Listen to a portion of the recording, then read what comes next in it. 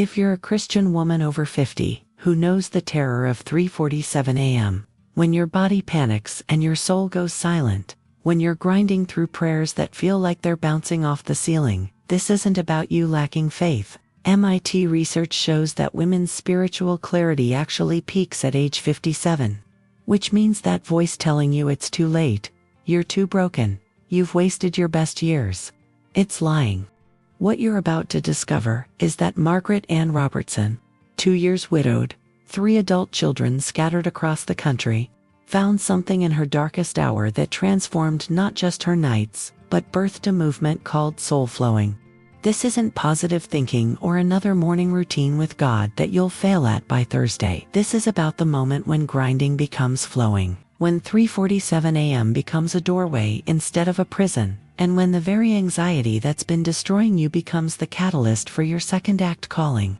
The sheets were soaked again, twisted into ropes around Margaret's legs like they were trying to hold her down in this nightmare that had become her nightly reality. She knew before looking that the clock would read 3:47. It always did. As if God himself had set an alarm in her soul that she never asked for. The bathroom mirror caught her shuffling past, and she made the mistake of looking, gray roots showing. David's old Cardinals t-shirt hanging off her thinning frame, eyes that looked like they belonged to someone 20 years older. This wasn't what 57 was supposed to look like. She'd been a teacher, raised 3 children, kept a beautiful home, loved one man for 34 years, and now she couldn't even recognize the ghost staring back at her. The voice started its familiar litany while she sat on the toilet, head in her hands, trying to remember how to breathe without feeling like her ribs were cracking. Jennifer from church is thriving at 58, leading that women's ministry, remarried to that nice man from the grief group. But you can't even make it through a night without falling apart. It wasn't just the insomnia. Plenty of Christian women over 50 struggled with sleep, was the specific terror that came with this hour. Like all of heaven had gone dark, and she was the only soul left awake in the universe. She'd tried everything: melatonin, prayer apps, sleeping pills that left her foggy, even that expensive weighted blanket Sarah had sent from Seattle. But nothing stopped 3:47 from arriving like a debt collector, demanding payment for sins she couldn't name. Margaret pulled David's Bible from the nightstand.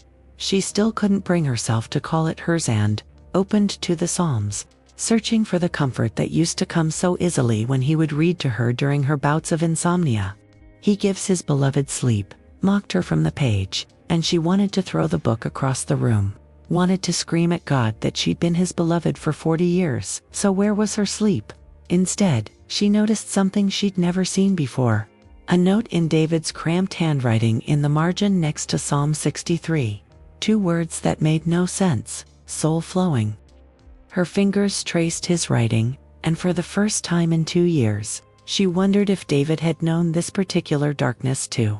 The chest pain started then, sharp and familiar, radiating down her left arm exactly the way David had described his that last morning before he kissed her goodbye and drove to work and never came home.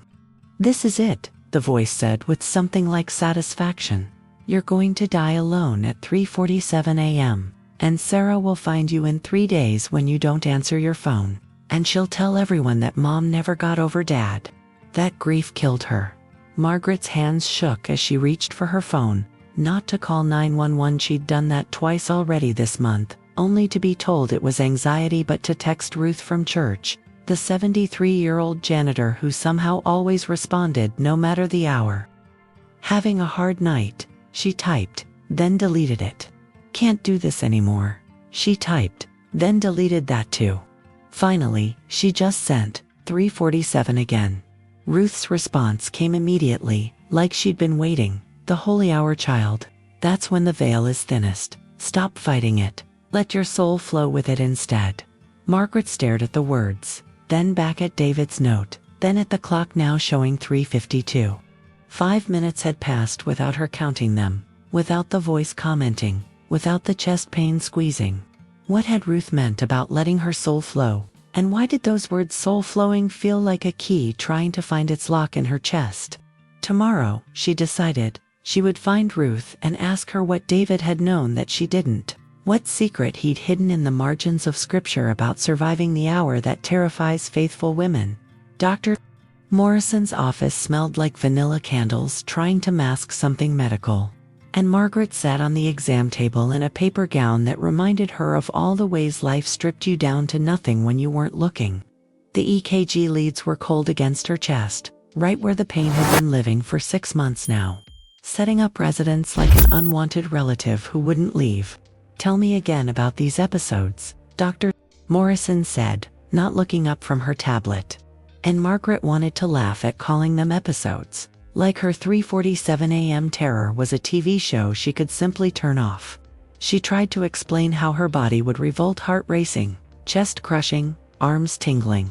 The absolute certainty that death was seconds away, while her soul, the part that had always connected to God, went completely silent, like a phone line cut in a storm. It started 2 months after David passed, Margaret heard herself saying, though that wasn't entirely true. Had started the night she'd found his journal, the one where he'd documented his own 3:47 a.m. battles that he'd never told her about. The doctor nodded, typing something about complicated grief and adjustment disorder, medical terms that felt like labels on boxes too small to hold the enormity of what was happening to her. "Here's what concerns me." Dr. Morrison finally looked up, her young face serious in a way that made Margaret's stomach drop.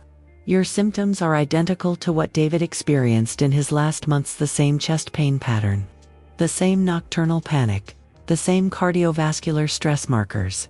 If we don't get this under control in the next 90 days, you could be looking at the same outcome. 90 days, 3 months to stop her body from following David's path into the ground." The voice that haunted her nights found her even here in the fluorescent brightness. "See, you're going to die just like him. Alone and afraid. And what did your 40 years of faith amount to? Where's your God now when your body is betraying you?" Margaret gripped the edge of the exam table, her knuckles white as paper, trying to push back against the wave of panic that threatened to crash over her, right here in front of this doctor who was young enough to be her daughter. She thought about the prescription Dr. Morrison was already writing, Xanax, probably, or Ativan, little pills that would numb everything, including whatever remained of her ability to feel God's presence. Christian women over 50 weren't supposed to need anxiety medication. They were supposed to have faith like those sterling silver-haired saints in her mother's prayer group who faced everything with hymns and hallelujahs. "There's another option," Dr. Morrison said, surprising Margaret out of her spiral. "I've been reading research about something called contemplative prayer practices, what some people call spiritual flow states.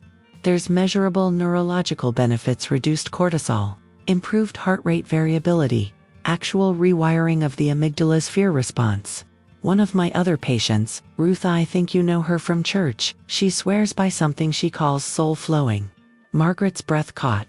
Ruth had sent her that cryptic text about holy hours and veils, and now here was her doctor, her medical doctor, talking about soul flowing like it was an actual prescription. Ruth is 73 and has the cardiovascular health of someone 20 years younger. Whatever she's doing at 5 a.m. every morning, it's working. Margaret left with 2 prescriptions, one for medication she probably wouldn't fill, and one that was just an address: Ruth's house, Tuesday morning, 5 a.m., come as you are. The drive home was silent except for her own breathing, which she noticed for the first time wasn't shallow and panicked, but deeper. Like her lungs had remembered they were capable of more than just gasping. At a red light, she pulled out David's journal from her purse, the one she carried everywhere now like a talisman, and found the entry from 6 months before he died. "Ruth introduced me to soul flowing today. She says the body's panic is sometimes the soul's way of demanding attention, that 347 isn't a curse but a calling." I want to tell Margaret, but how do I explain that I've been meeting the darkness and learning to dance with it? The light turned green, but Margaret sat frozen, reading her husband's words, understanding finally that he hadn't died from anxiety, he'd died despite having found the cure. And somehow, he'd arranged for her to find it too. Margaret sat in the back row of Wednesday night Bible study, the same seat she'd claimed for 20 years. Except now, David's absence beside her felt like a missing limb that everyone could see. Pastor Rick was teaching about faith moving mountains, his voice booming with certainty about how doubt was the only thing standing between believers and their miracles. And Margaret wanted to stand up and ask him about the mountain of grief sitting on her chest every night at 3:47 a.m. The woman next to her, Patricia, was taking notes with a pink highlighter, writing faith over fear in bubble letters like she was back in high school. And Margaret wondered what Patricia would write if she knew that Margaret had spent last night Googling "is 57 too old to start over" and widow support groups for women who've lost faith. The shame of it burned in her throat. She'd taught Sunday school for 15 years, led the prayer chain, been the one others called when their faith wavered. And now she couldn't even make it through a night without questioning if God had forgotten her zip code. If you had faith as small as a mustard seed, Pastor Rick continued, and Margaret's mind drifted to her kitchen windowsill, where she'd actually planted mustard seeds last week in a desperate attempt to visualize faith, only to watch them rot in the soil, which felt about right. The voice she'd started capitalizing it in her mind like it deserved its own recognition, whispered its familiar poison. Look around this room at all these faithful women who sleep through the night. You're the only one failing. If you really believed, if you really trusted God, you wouldn't be falling apart. She thought about Ruth's invitation to tomorrow morning, 5 a.m., to learn about soul flowing, but what was the point? She'd tried every spiritual discipline in the book: 40-day fasts, prayer, journaling, meditation apps with British accents telling her to breathe in still. Her faith felt like a sweater that had shrunk in the wash, too small to cover all her exposed, terrified places. Her phone vibrated with a text from Sarah. "Mom, I found a grief counselor who specializes in faith transitions. Please consider it." Faith transitions, was that what this was? Not a crisis, but a transition. Like menopause but for the soul. Margaret almost laughed out loud at the thought, earning a concerned glance from Patricia, who probably thought she was having a spiritual moment instead of a spiritual breakdown. She typed back, "I'll think about it," which was easier than explaining that the problem wasn't grief. Exactly, she knew. David was with Jesus. Knew she'd see him again. The problem was that knowing something in your head and feeling it in your body at 3:47 a.m. were two different countries with no bridge between them. The mature women of faith around her seemed to navigate widowhood with such grace, starting new ministries, traveling to the Holy Land, writing devotional blogs about finding purpose after 50, while Margaret couldn't even open her Bible without David's handwriting making her sob. Pastor Rick was wrapping up with an altar call for anyone struggling with doubt, and Margaret felt her legs twitching with the muscle memory of 1,000 trips forward. But she stayed seated, paralyzed by the truth that she didn't want to go up there and have hands laid on her again. Didn't want another prophetic word about her season of blessing coming. Didn't want to pretend that faith was as simple as believing harder. What she wanted was to understand why David had written soul flowing in the margins of 7 different psalms, always next to verses about night watches and morning mercies. What she wanted was to know why Ruth, the church janitor who mopped these floors while everyone else was home sleeping soundly, had texted her at 3:47 a.m. like she was expecting her. Like there was a secret society of insomniacs who'd found something better than stronger faith. They'd found a way to flow with the darkness instead of fighting it. The service ended with everyone holding hands and praying, and Margaret gripped Patricia's soft palm while thinking about her Google search history. Christian women over 50 depression, biblical rest for women, is it normal to lose faith after spouse dies? Soul flowing meaning. The last search had yielded nothing but yoga sites and New Age nonsense, which meant whatever Ruth knew. Whatever David had discovered, it wasn't something you could find online or in a bookstore. It was something passed from one broken person to another, probably at 5 a.m. when the rest of the world was sleeping off their certainty. Tomorrow morning, Margaret decided she would show up at Ruth's door with her shrunken faith, and her rotted mustard seeds, and her 90-day death sentence from Dr. Morrison, and she would ask the question that Pastor Rick's sermon couldn't answer. What if the problem wasn't her lack of faith but her belief that faith meant not falling apart? What if soul flowing was about admitting that sometimes the strongest faith is the one that shows up broken at 3:47 a.m.? and says, "I can't do this anymore. Show me another way." Sarah's text arrived at 3:47 a.m. like she'd set an alarm to check on her mother, and Margaret stared at the screen through tears she hadn't realized were falling. "Mom, are you okay? I can feel something's wrong." 400 miles away in Seattle, her successful lawyer daughter was losing sleep over her, and Margaret felt the familiar cocktail of guilt and resentment that came with being someone else's worry. She started to type "I'm fine," that reflexive lie that Christian women over 50 had perfected into an art form, but her fingers wouldn't cooperate. Instead, she found herself typing the truth. "I wake up at this exact time every night, terrified. And I think Dad did too." The 3 dots appeared immediately. Sarah typing and deleting, probably trying to figure out how to fix her broken mother from across the country with words on a screen. "Mom," Sarah finally wrote, "anxiety isn't a character flaw or a faith failure. It's your nervous system trying to protect you from a loss it can't process. Even Jesus sweat blood in Gethsemane. That's literally a panic attack. Maybe God isn't absent in your anxiety. Maybe he's right there in the middle of it." Margaret read the words 3 times, feeling something crack open in her chest that wasn't pain for once. Her daughter, who'd walked away from church at 25, was preaching to her about Jesus in the garden, and it was the first thing anyone had said about faith in 2 years that didn't feel like shame wrapped in scripture. She thought about Christ at his own 3:47 a.m. moment, sweating blood while his disciples slept, begging for a different cup while knowing he'd drink whatever was poured. Maybe that's what David had discovered in his soul. Flowing notes, not how to eliminate the dark night, but how to stop seeing it as abandonment. The call back to that first terrible night 2 years ago hit her suddenly, the police officer at her door at 3:47 p.m., exactly 12 hours before her nightly terror would begin. Like her body had set itself to David's last heartbeat and kept returning to it.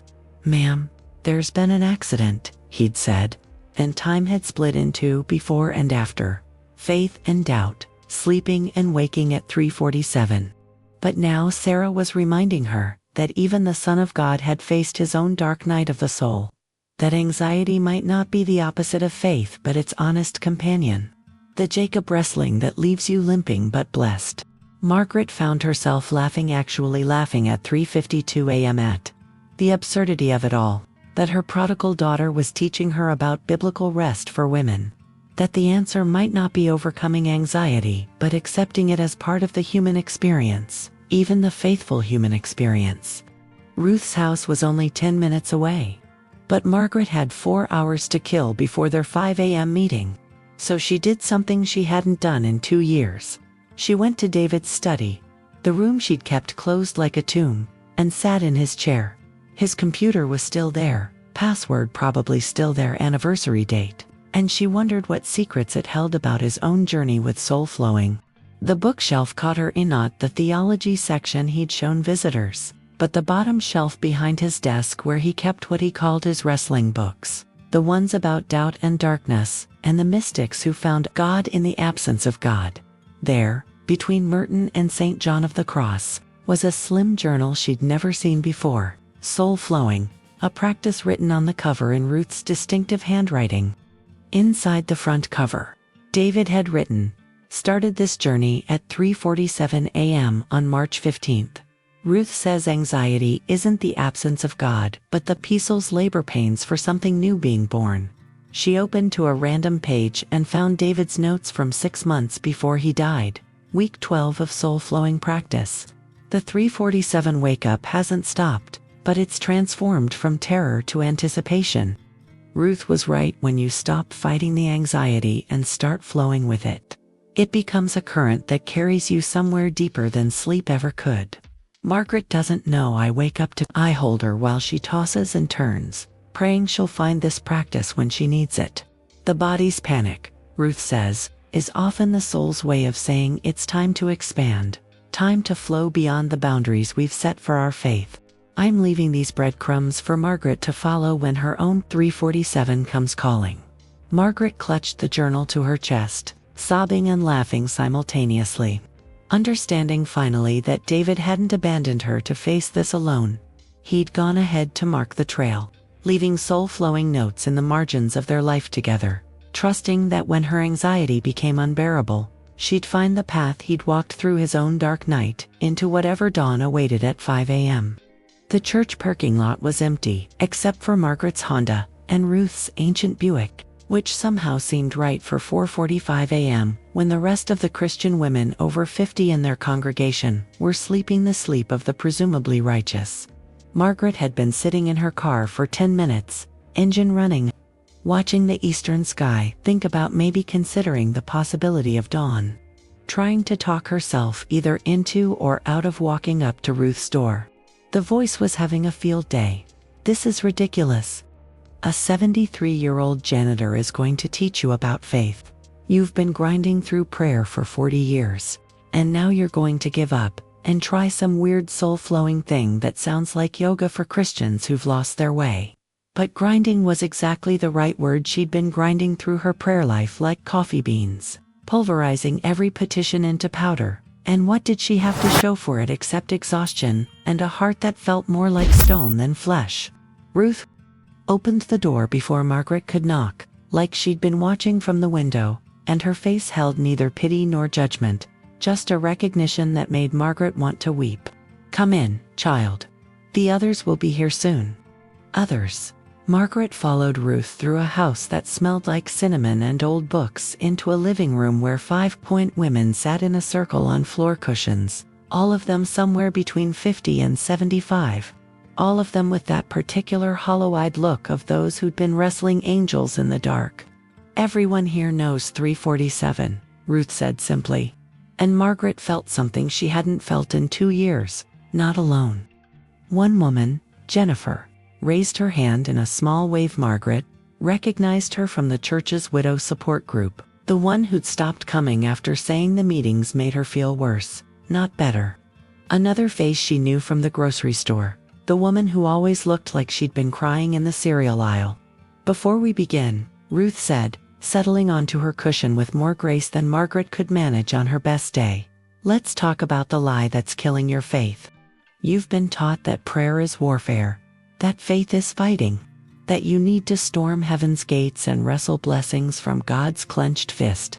You've been grinding through devotions, grinding through worship, grinding through prayer lists that feel like performance reviews for the Almighty." She paused, looking directly at Margaret. "Your pastor won't tell you this. God speaks louder in your kitchen at 3 a.m. than in most Sunday services. The institutional church needs you grinding because exhausted women don't ask hard questions. But soul-flowing isn't about grinding harder, it's about admitting that grinding has ground you down to nothing. And nothing is exactly where God does his best work." The controversy of it should have offended Margaret. She'd been a pillar of that institutional church, Ruth was challenging, but instead, she felt like someone had finally named the exhaustion that had been eating her from the inside. "I have a prayer journal with 17 years of requests," Margaret heard herself saying, color-coded, highlighted, cross-referenced with scripture. "And you know what? I can't remember the last time prayer felt like anything other than begging a slot machine for a payout." Jennifer laughed, actually laughed, and suddenly they were all sharing their prayer, grinding stories the woman from the grocery store had memorized. The entire book of Psalms trying to earn peace. Jennifer had fasted until she fainted trying to resurrect her marriage. Another woman had prayer walked her neighborhood so many times the police had been called.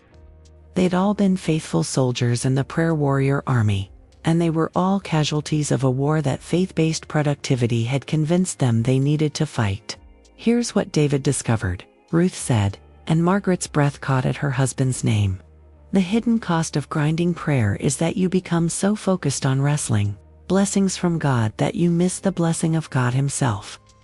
You're so busy performing spiritual disciplines that you can't hear the Spirit whispering, 'Stop striving and know that I am God.'"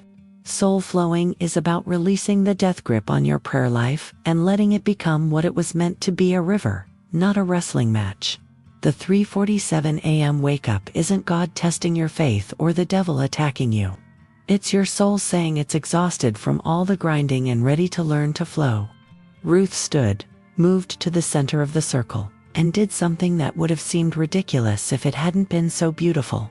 She began to sway, slowly, like kelp in an ocean current, her arms rising and falling, not in prescribed worship choreography, but in something more organic, more honest. This is soul flowing. Stop grinding, start flowing. Let me show you how. Margaret sat on Ruth's floor at 5:15 a.m., her body still tingling from the soul-flowing movement that was nothing like the rigid prayer positions she'd held for 40 years, and watched Ruth pull out a Bible, so worn it looked like it might dissolve into dust and revelations. Everything you've been taught about night in Scripture has been sanitized for Sunday morning consumption, Ruth began, and the other women leaned in like conspirators, sharing secrets. Jacob wrestled his angel at night. Nicodemus came to Jesus at night. Paul and Silas sang in prison at midnight. The Psalms mention night watches 77 times. That's not coincidence, that's pattern. The night isn't when God abandons you. It's when the noise finally stops and you can hear what's been whispering all along. She opened to Psalm 42, and Margaret saw notes in the margins in what looked like 5 different handwriting styles. Generations of 3:47 a.m. seekers, adding their discoveries to this sacred text. Even Brené Brown admits, Ruth continued with a surprising contemporary reference, that vulnerability is the birthplace of everything we hunger for: joy, creativity, belonging, love. But she's just catching up to what the psalmist knew 3,000 years ago. Deep calls to deep in the roar of your waterfalls. That roar, that's your 3:47 a.m. terror. Those waterfalls, that's your tears, your racing heart, your certainty that you're drowning. But deep calling to deep, that's your soul recognizing that the darkness isn't empty, it's pregnant with presence. The biblical rest for women isn't about 8 hours of uninterrupted sleep. It's about learning that God does his deepest work when you're too exhausted to perform for him anymore. Margaret thought about all the sermons she'd heard about having faith like a child. But no one had mentioned that children are afraid of the dark, and that maybe, just maybe, that fear is part of the design. Jennifer raised her hand like they were in school, then laughed at herself and spoke anyway. Last night at 3:47, instead of immediately grabbing my phone or my prayer list, I just listened. And for the first time in 3 years since Tom died, I heard something that wasn't my anxiety. It was like the darkness had a frequency I'd never tuned into before because I was too busy trying to change the channel. The woman from the grocery store, Margaret learned her name was Catherine, nodded vigorously. The contemplatives called it the dark night of the soul, but the church turned it into something to be conquered instead of experienced. We've been treating night like an enemy to defeat instead of a teacher to follow. Ruth smiled, that particular smile of someone watching their students discover what they'd known all along, and turned to a passage in Isaiah that Margaret had never noticed before. I will give you treasures of darkness, riches stored in secret places. Your treasure, Ruth said, looking directly at Margaret, isn't despite the darkness, it's because of it. David knew this. She pulled out a piece of paper, and Margaret recognized her husband's handwriting immediately. He gave me permission to share this with you when the time was right. He wrote, the 3:47 a.m. wake-up is not insomnia, it's invitation. Every spiritual giant in Scripture had their greatest encounters with God in the darkness. Moses and the burning bush evening, Abraham's covenant at night, the transfiguration started at dusk, even the resurrection discovered at dawn, but happened in the darkness. Margaret will need to know this when her nights come. Soul flowing isn't about conquering the dark, but about discovering that God's been waiting there all along, in the thin place between sleep and waking, between control and surrender, between who she was with me and who she's becoming without me. Margaret's tears fell onto her yoga mat when had she started thinking of it as hers, and she realized that every night she'd been fighting to get back to sleep. She'd been fighting the very classroom where God wanted to teach her something sleep could never provide. Ruth opened her Bible to one final passage, Song of Solomon, 3:2-1. All night long on my bed I looked for the one my heart loves. The church will tell you this is about romance, about seeking and finding, about happy endings. But anyone who's lived through real loss knows better. Some nights you seek and don't find. Some nights you call and no one answers. Some nights you're just alone on your bed at 3:47 a.m., wondering if love was a dream you had once. But here's what Scripture really says about those nights. They're not punishment or abandonment. They're the labor pains of becoming. Mary pondered in the night. Jesus prayed through the night. The wise virgins kept their lamps burning all night. Your spiritual growth after 50 isn't going to come from adding more activities to your day.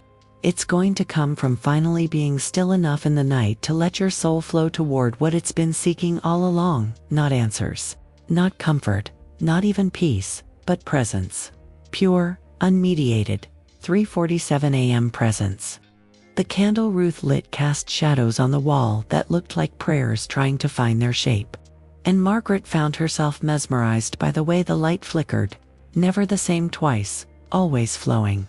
"Let's talk about the men of the Bible," Ruth said with a slight smirk. Since the church loves to hold them up as examples, but conveniently forgets that most of them had their breakthroughs in the dark. David, the man after God's own heart, wrote most of his psalms during night watches when he couldn't sleep. Elijah, the great prophet, heard God's still small voice, not in the earthquake or fire but in the silence that comes after midnight. And Jesus, he regularly withdrew to pray all night. Not because he was super spiritual, but because he knew what every person with anxiety eventually learns. The night strips away everything except what's essential. Margaret thought about her husband David, named after the king, who'd apparently spent his last months discovering what those biblical night warriors knew. "Have you heard of soul flowing?" Ruth asked suddenly, even though they'd been practicing it for 20 minutes, and Margaret realized this was the formal invitation. The crossing of the threshold moment. It's not a technique or a method. It's not the latest Christian self-care trend for mature women of faith. It's older than the church, older than religion itself. It's what happens when you stop trying to manage God and start moving with Him instead.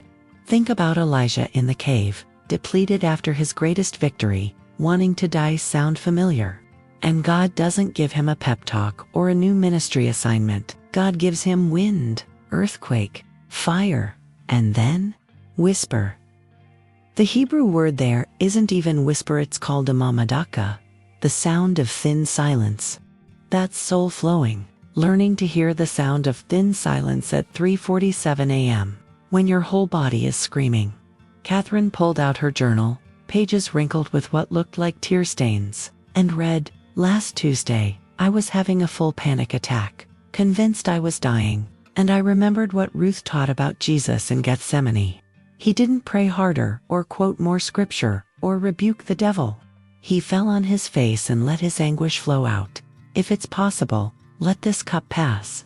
That's soul flowing, the honest cry without the religious cleanup. And you know what happened? An angel came to strengthen him. Not to remove the suffering, not to change the circumstance, but to strengthen him in it. That's what happens at 5 a.m. when we flow. Instead of fight, we get strengthened for what we can't avoid. Margaret felt something shift in her chest, a loosening of the knot that had been there since David's funeral. Since the first 3:47 wake-up, since she'd started believing that faith meant not falling apart. Joyce Meyer once said something that changes everything. Ruth continued, weaving contemporary wisdom with ancient truth. She said that feelings are visitors, not residents. But here's what she didn't say.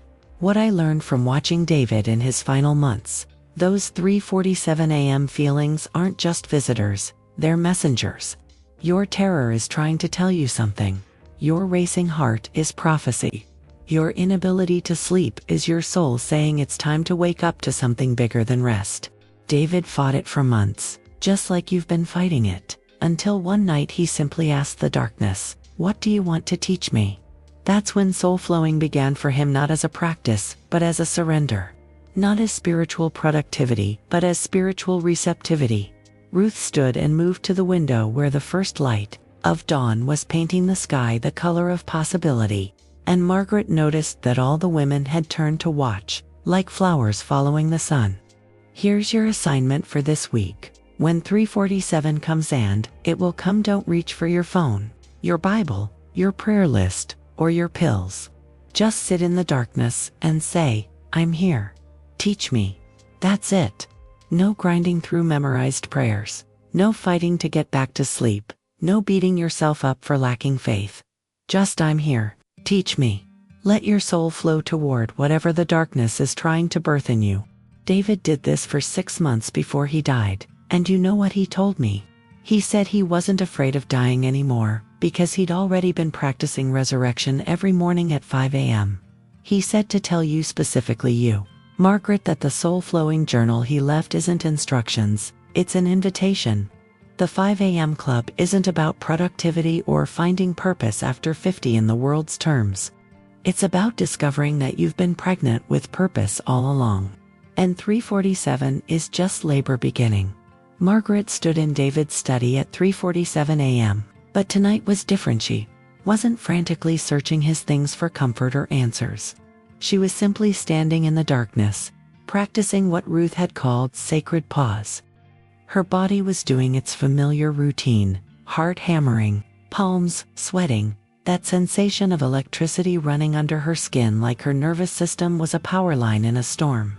But instead of immediately reaching for her phone to Google heart attack symptoms, women, for the 100th time, she placed her hand on her chest and whispered the 2 words Ruth had taught them, I'm here. The voice started its usual commentary about how stupid this was, how she was wasting precious sleep, how David would be appalled at what she'd become. But then she added the second part, teach me. And something extraordinary happened. The voice stuttered, like a radio station losing signal, and in that gap of silence, she heard her actual heartbeat for the first time in 2 years. Not racing but rhythmic, not panicked but persistent, keeping time to some rhythm older than fear. She found herself swaying slightly, the way Ruth had demonstrated, not the exaggerated worship sway of Sunday morning, but something subtler, like kelp in a gentle current, and her hands unclenched without her commanding them to. This is insane, she said out loud to the empty room, but even as she said it, she felt David's robe, which she'd been wearing like armor every night, slip off her shoulders onto the floor. And instead of immediately grabbing it back, she let it lie there like shed skin.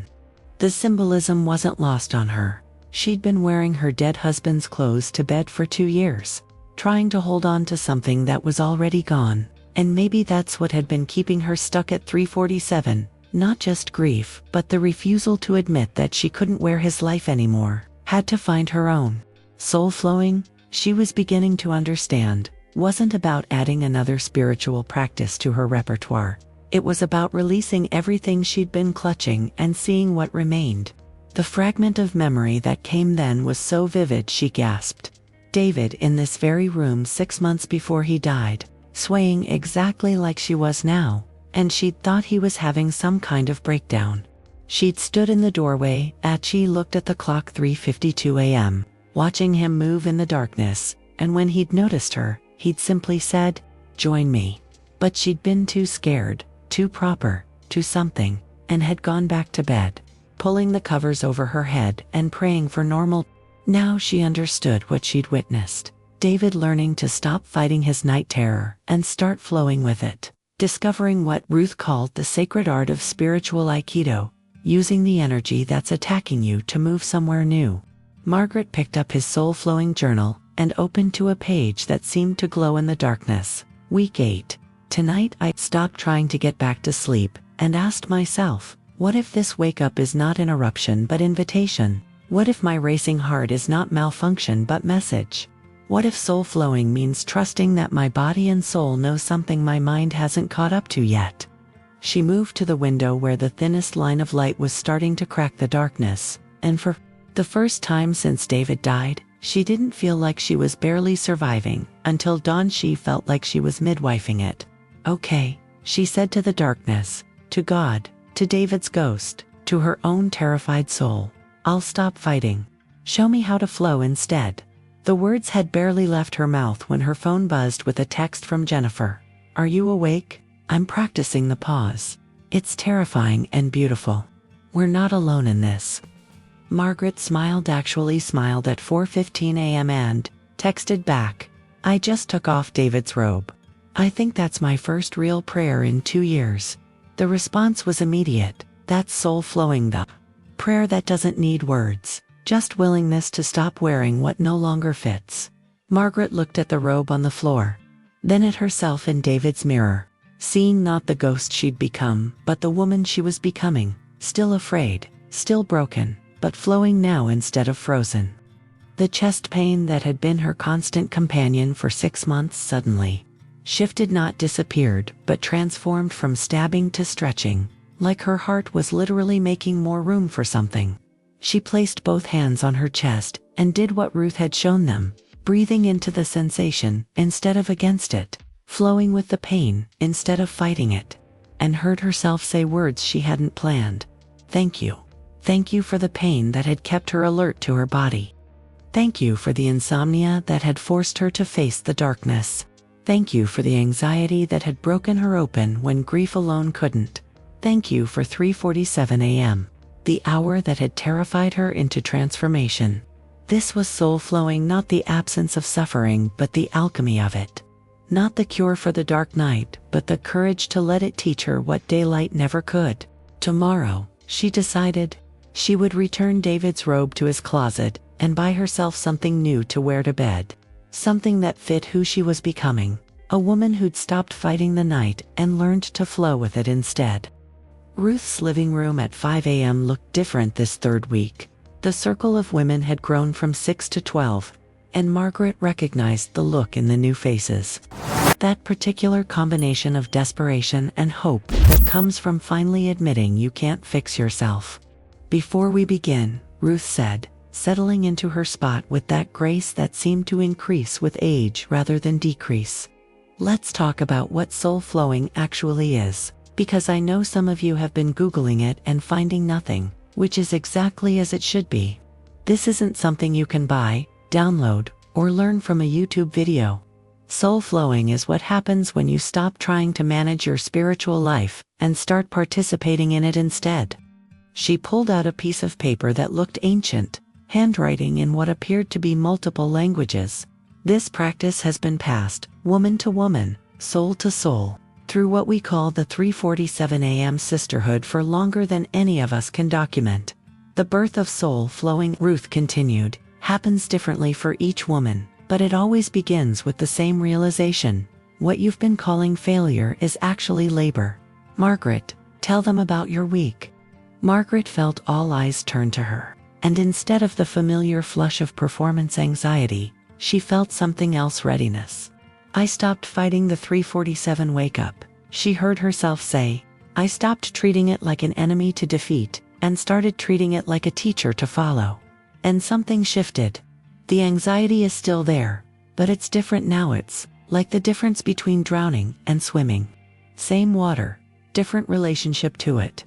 The nods around the circle were vigorous, knowing, and Margaret realized that every woman here had been drowning in their own way in grief, in purposelessness, in the disconnect between who they'd been and who they were becoming after 50.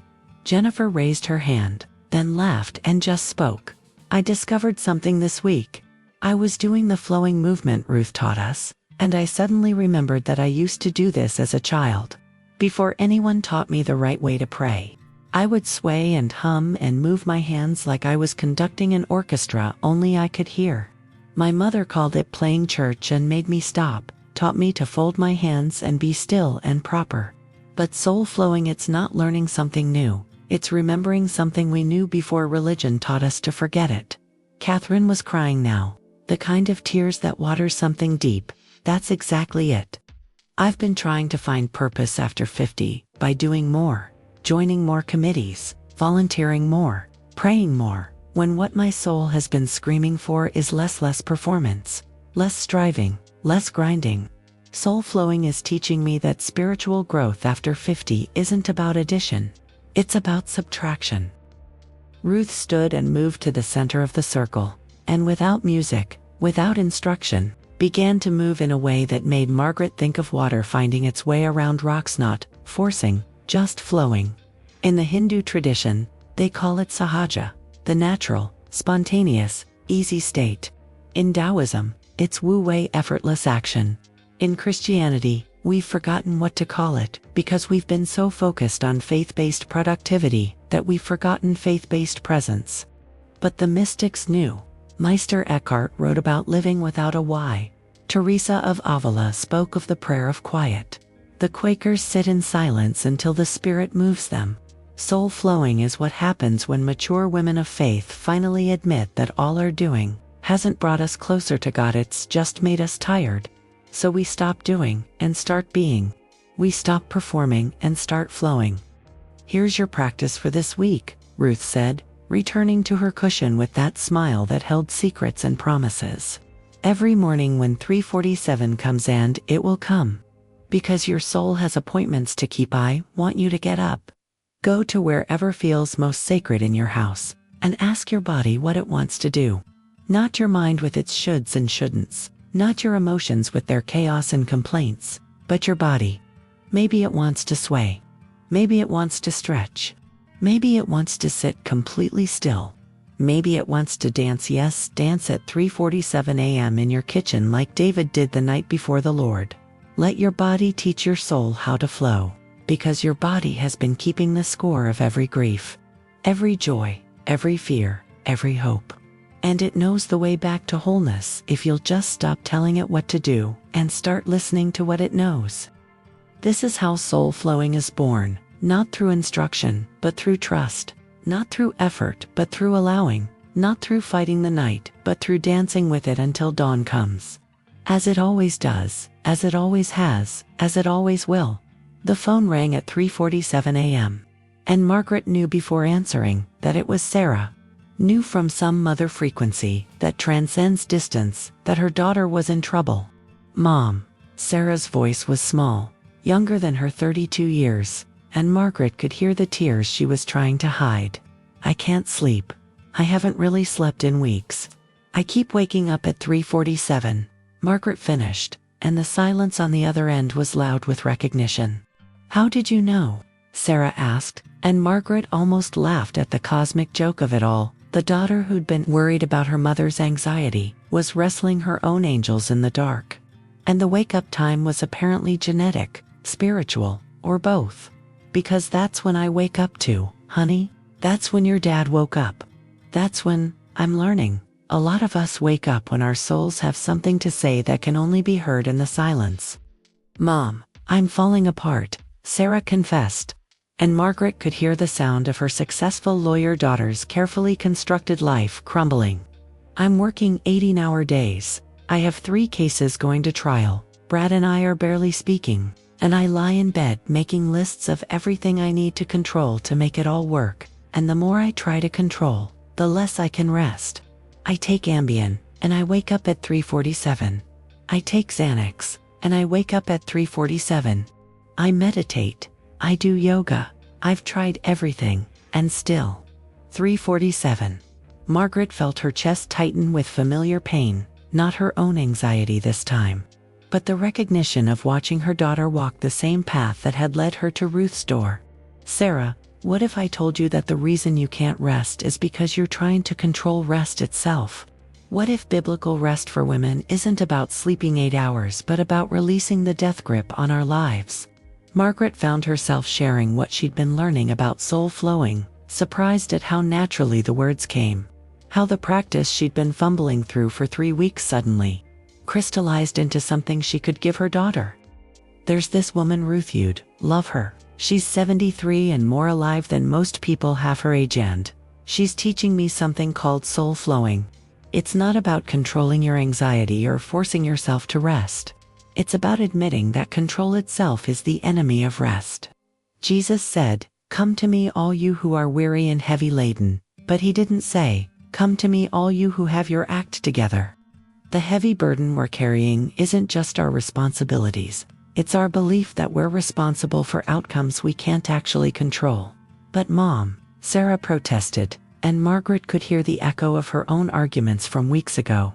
If I don't control everything, it will all fall apart. The cases, the relationship, everything. Margaret moved to David's study window, watching the darkness outside mirror the darkness in her daughter's voice, and said the words that Ruth had said to her. What if it needs to fall apart? What if the falling apart is the beginning of finding out what's actually holding you together? Your dad wrote something in his journal. Control is what we do when we don't trust God to catch us if we fall. Soul flowing is learning to fall with grace. She heard Sarah sob on the other end, the kind of sob that sounds like armor cracking.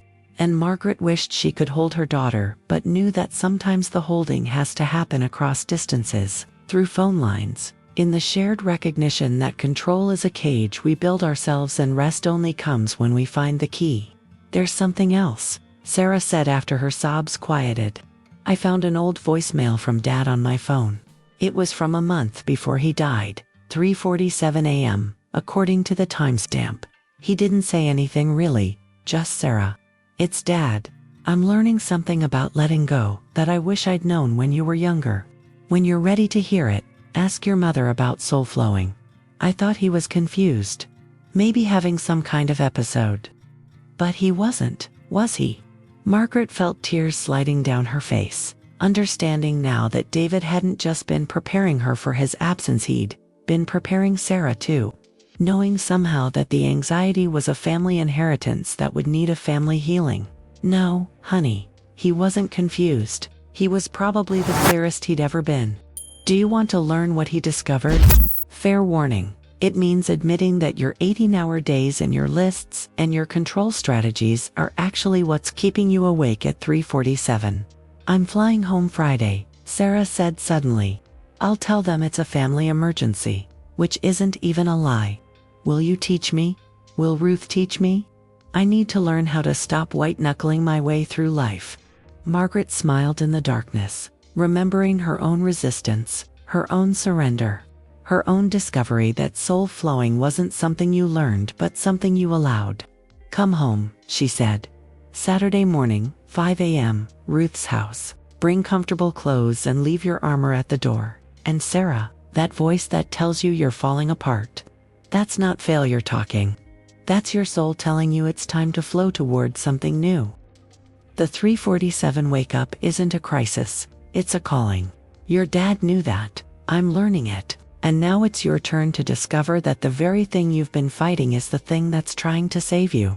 Ruth stood before what had become a group of 20 women, the living room now too small, so they'd moved to the church basement. The irony not lost on Margaret that they were practicing soul flowing literally underneath where Pastor Rick preached about victory over anxiety every Sunday. Today we're going to commit some heresy, Ruth announced with that twinkle that made you unsure if she was joking. We're going to talk about why positive thinking is spiritual bypass and why the peace that passes understanding has nothing to do with feeling peaceful. She pulled out a piece of paper, and Margaret recognized it as another page from David's journal Ruth had been parceling out his insights like breadcrumbs, leading them deeper into truth. David wrote, "The church keeps promising peace like it's a product you can achieve with enough faith. But biblical peace alone isn't the absence of conflict. It's the presence of God in the middle of chaos. Stop praying for happiness. God uses your 3 a.m. darkness more than your Sunday smile." Sarah, who'd arrived from Seattle looking like a corporate warrior who'd lost her last battle, raised her hand for the first time. "But everyone says if you have enough faith, you'll have peace. My therapist, who's also a Christian, keeps telling me to speak peace over my anxiety, to claim peace like it's something I can Amazon Prime to my soul." The other women laughed. But it was bitter laughter, the kind that comes from having tried to positive think your way out of legitimate suffering. Ruth nodded slowly, then said something that made Margaret's theological world tilt. C.S. Lewis was wrong about one thing until you understand why, you'll never find real peace. He said pain is God's megaphone to rouse a deaf world. But pain isn't God shouting at us to wake up. Pain is God whispering, "I'm here in this with you." The peace that passes understanding doesn't mean you understand and then feel peaceful. It means the peace exists beyond your ability to understand it. In the place where your mind can't reach but your soul already lives. Jennifer pulled out her phone and read something she'd apparently been saving.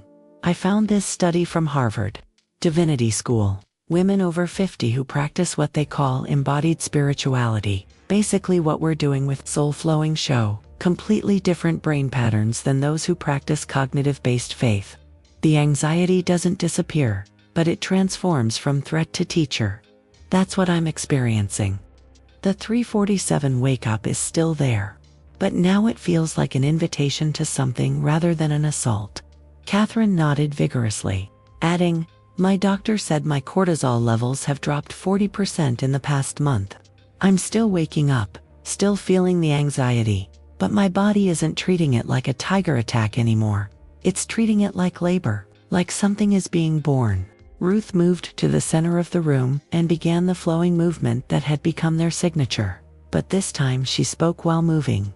Jesus in Gethsemane didn't have peace. He had anguish so severe he sweat blood.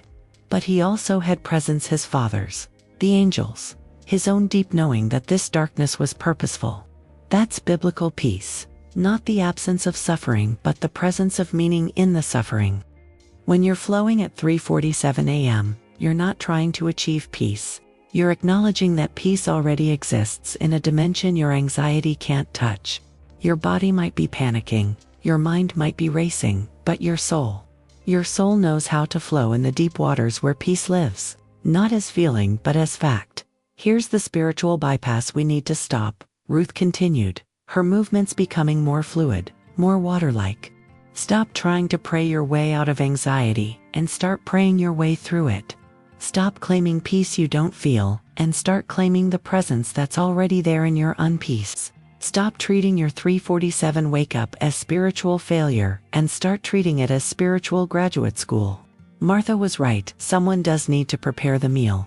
Mary was right, someone does need to sit at Jesus' feet. But you know what? They're the same person at different moments. Sometimes you flow with the doing, sometimes you flow with the being, but you're always flowing. That's what mature women of faith understand that younger women don't yet. Peace isn't a destination you reach, but a river you learn to swim in. And some days the current is calm, and some days it's whitewater rapids, but you're still in the river of God's presence. Margaret thought about all the times she'd begged God for peace, promised anything if he'd just make the anxiety stop. Treated her 3:47 wake-ups as evidence that God had withdrawn his peace as punishment for some unknown sin. But what if peace wasn't something God gave or took away? What if it was something that existed constantly, like radio waves, and anxiety was just static, interfering with the signal? What if soul flowing was about learning to tune into the peace frequency, even while the static played? This week, Ruth concluded, when you wake at 3:47, I want you to stop asking for peace and start acknowledging it. Peace exists here, even in my anxiety. God is present here, even in my panic. I am held here, even in my fear. Don't try to feel it. That's spiritual bypass. Just acknowledge it as fact, like acknowledging gravity even while you're falling. That's biblical peace, the kind that passes understanding because it doesn't require you to understand it. Just to trust it's there, holding you up even as you're breaking down. Margaret stood in her kitchen at 3:47 a.m., making tea with the kind of deliberate slowness that had become part of her soul-flowing practice. When the verse came to her, not through study or searching, but floating up from somewhere deeper than memory, He gives power to the faint, and to him who has no might, He increases strength. Isaiah Mpapulo Banding Duapula Simbilan. Though she couldn't have told you the reference if asked. She just knew it was Isaiah, because it sounded like Isaiah, like comfort wrapped in poetry. The relief that washed over her wasn't because the verse promised strength. She'd read that promise 1,000 times before, but because it acknowledged faintness first, admitted that having no might was a legitimate starting point, not a faith failure. For the first time in her 40 years of Christianity, she understood that God wasn't waiting for her to get strong enough to receive His strength. He was waiting for her to get weak enough to stop refusing it. She thought about Philippians 4:6-7, the anxiety verse everyone quoted at her like a prescription. Be anxious for nothing, and the peace of God will guard your hearts and minds. But tonight, for the first time, she noticed what came before the peace promise. Let your requests be made known.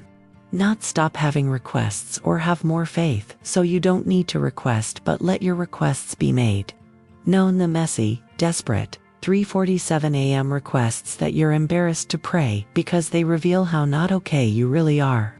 Soul flowing, she was learning, was about letting those requests flow out instead of damming them up behind religious propriety. God, she said out loud to her empty kitchen, I'm requesting that you do something with this terror that wakes me every night. I'm requesting that you show me why my body won't let me rest. I'm requesting that you turn this curse into something else, because I can't do another night of fighting it. The relief came not as lightning bolt or immediate peace, but as a loosening. Like a fist she didn't know she was clenching, slowly opening. She picked up her phone to text the soul-flowing group chat they'd started one after Sarah's first session. When she'd sobbed through the entire hour, and then said it was the first time she'd cried. Without apologizing for, Atan found 17 other messages from women awake at this exact moment. Jennifer had written, Psalm 94-19 just became three-dimensional. When anxiety was great within me, your consolation brought joy to my soul. Not when anxiety left, but when anxiety was great. Present tense. The consolation comes during, not after. Catherine had shared, Romans 8:26 hitting different at 3:47 a.m. The Spirit helps us in our weakness, intercedes for us with groanings too deep for words. My groaning is the prayer. My inability to articulate is the intercession. Sarah had texted at 3:42, 5 minutes before the usual wake-up, which felt like progress. Mom, I just understood something. All my life I've been reading, Come to me all you who are weary as an invitation. But what if it's a description? What if the only ones who can come are the weary ones? What if exhaustion is the entrance requirement? Margaret smiled, thinking about her daughter discovering at 32 what had taken her until 57 to understand.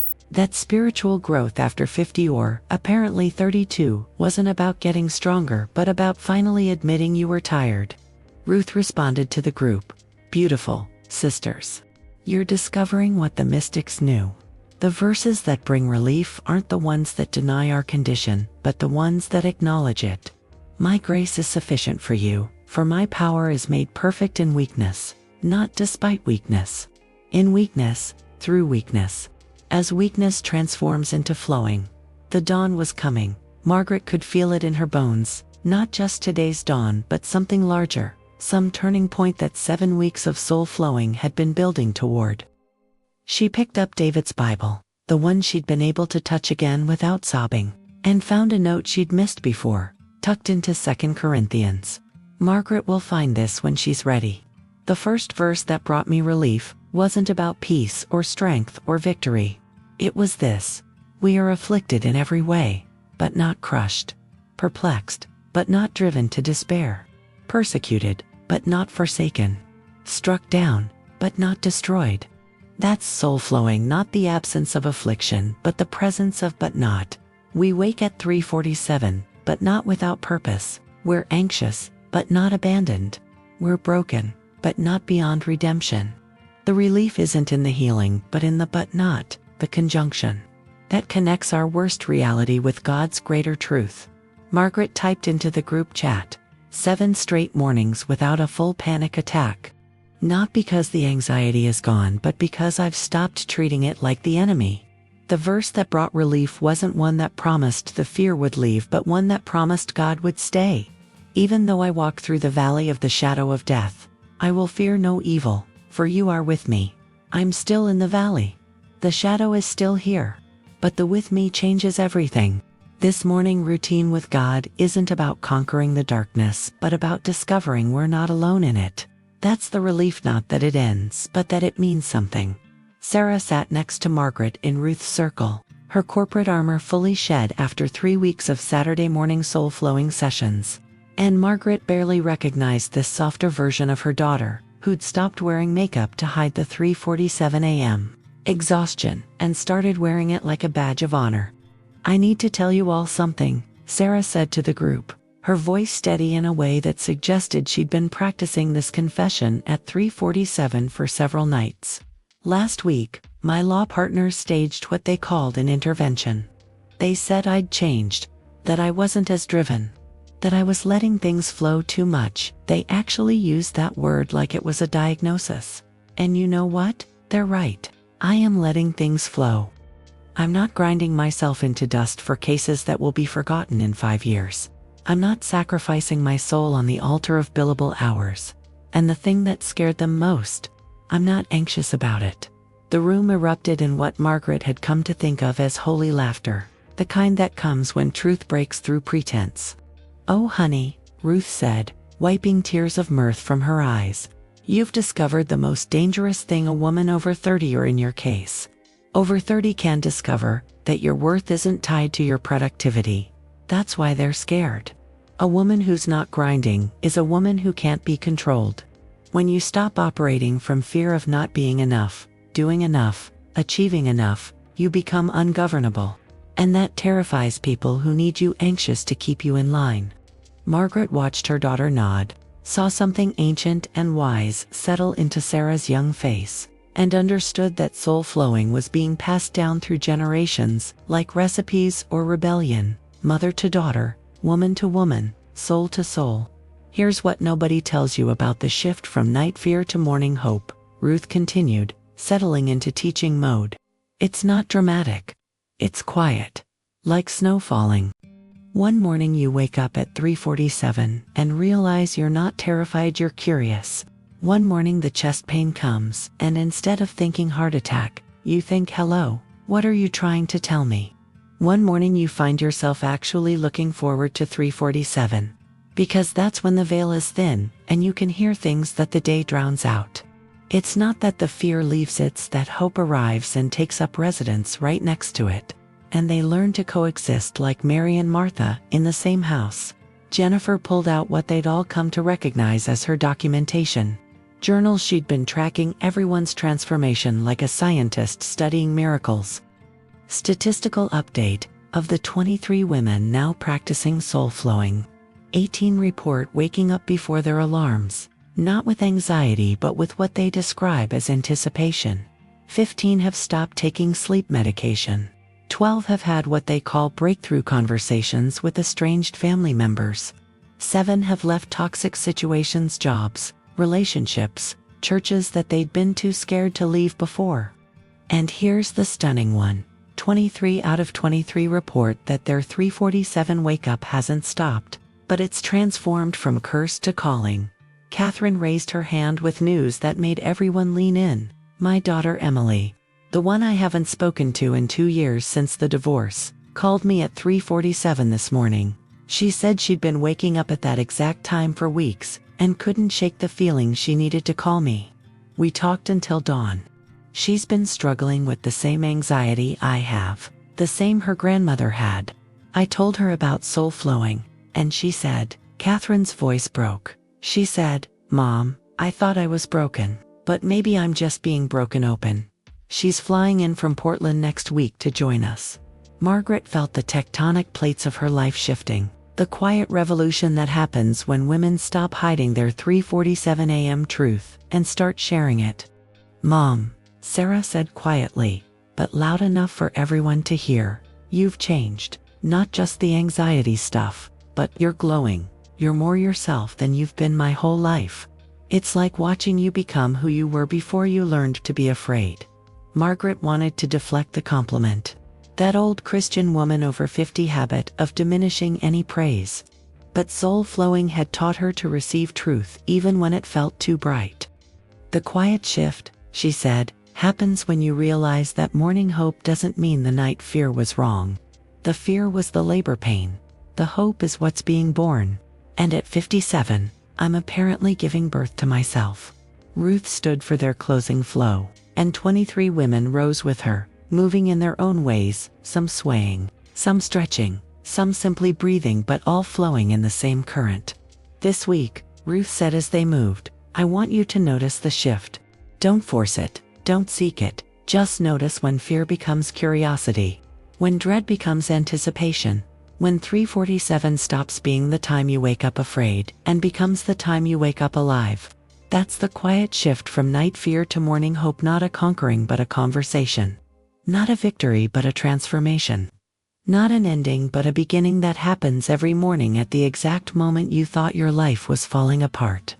Margaret woke at 4:43 a.m., and lay completely still. Certain her clock was broken because for 7 weeks she'd woken at exactly 3:47, and here she was, suddenly almost an hour off schedule. The familiar chest tightness wasn't there, the racing thoughts weren't racing, and for a moment she wondered if she'd somehow slept through her appointed terror and failed some cosmic test.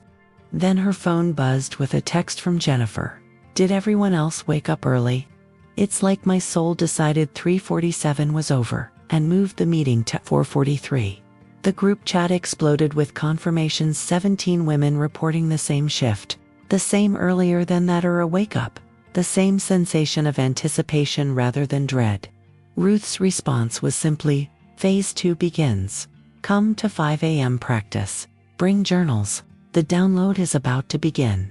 By the time Margaret arrived at Ruth's house, which had officially become their soul-flowing sanctuary, after the church board expressed concerns about their use of the basement for not traditional prayer practices, she found the living room transformed.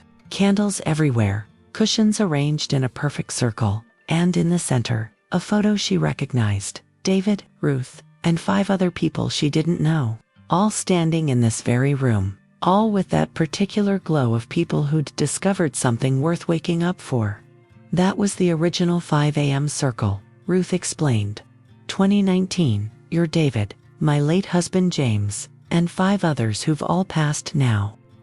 They discovered soul flowing during their own dark nights, and they made me promise to keep the practice alive for the next wave. You are that wave. Sarah arrived last, looking shaken. Mom, Brad left. He said I'd become too spiritual, that I wasn't the woman he'd married. And you know what? He's right. I'm not her anymore. That woman was killing herself for approval that never came. This woman, she gestured to herself, makeup free, wearing yoga clothes instead of a suit at 5 a.m. on a Tuesday. This woman knows that waking up at 3:47 wasn't a curse, but a calling. And if Brad can't handle me flowing instead of grinding, then he was just another thing I needed to release. The circle of women surrounded Sarah, in what had become their signature embrace. Not the performative church hug, but something deeper, longer, realer, and Margaret watched her successful, controlling type a daughter melt into the support like ice, finding its way back to water. The first 5 a.m. morning, Ruth began once they'd settled, is when soul flowing shifts from personal practice to collective power. You've each been learning to flow individually, but now you're going to discover what happens when rivers converge. The 3:47 wake-up was your soul's labor pain. The 4:43 wake-up was transition. But 5 a.m., that's when birth happens. David wrote about his first 5 a.m. morning. Margaret, I think you need to hear this. She pulled out a page from David's journal. Week 16, woke at 5 a.m. filled with joy I haven't felt since childhood. Not happiness joy, the kind that doesn't depend on circumstances. The kind that exists simply because existence itself is miracle. Told Margaret I loved her 17 times today. She thought I was having a breakdown. Maybe I was. Breaking down into who I was always meant to be before fear built its fortress. The movement practice that morning was different. Instead of individual flowing, Ruth had them move together, creating what she called a soul river. 23 women, ages 32 to 78. Moving in sync without choreography, just feeling into the collective rhythm that emerged when individual fears dissolved into communal flow.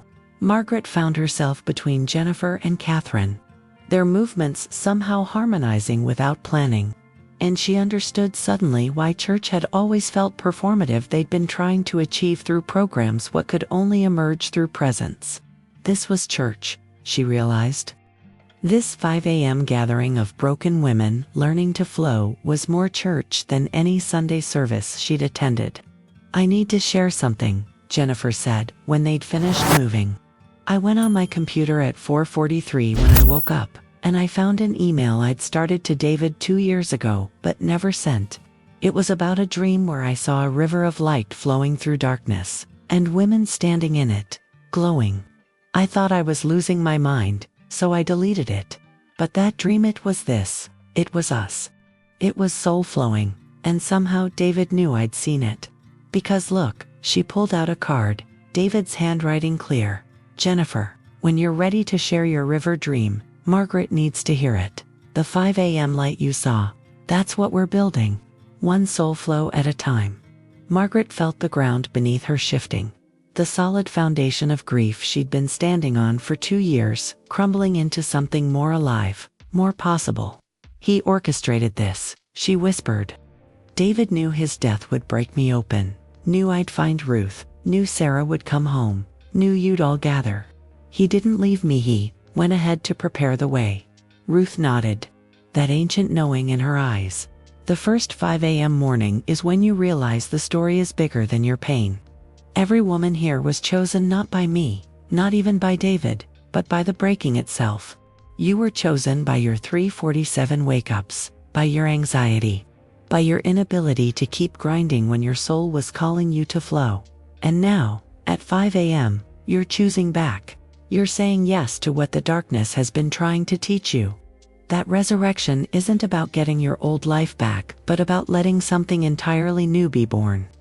Margaret stood in her bathroom at 3:47 a.m., staring at the color-coded prayer schedule she'd taped to her mirror 3 weeks into soul flowing, when it had started to feel too free-form, too unstructured, too unlike the rigid spiritual disciplines she'd practiced for 40 years. 5 o'clock to 5:15 gratitude flow. 5:15 to 5:30 scripture flow. 5:30 to 5:45 intercession flow. 5:45 to 6 o'clock closing flow mocked her from the glass, and she realized with a sinking feeling that she'd done it again. Turned a river into a canal, turned a dance into a march, turned soul flowing into soul forcing. The familiar chest pain was back, not the grief anxiety pain but the performance pain, the one that came when she was trying to earn God's presence instead of simply acknowledging it. She ripped the schedule off the mirror and watched it flutter into the trash like a butterfly she'd killed by trying to pin it to a board. When prayer becomes performance, she heard Ruth's voice from last week's teaching. Soul flowing becomes soul grinding with a different name. Margaret thought about how she'd started timing her flowing movements, measuring her progress by how long she could maintain the flow state, comparing her experience to Jennifer's breakthroughs and Catherine's visions and Sarah's transformation. Turning even this sacred practice into a competition she was somehow losing. The voice, which had been quieter lately, found its opening. See, you can't even do soul flowing right. You're too rigid, too controlled, too type-A, too really flow.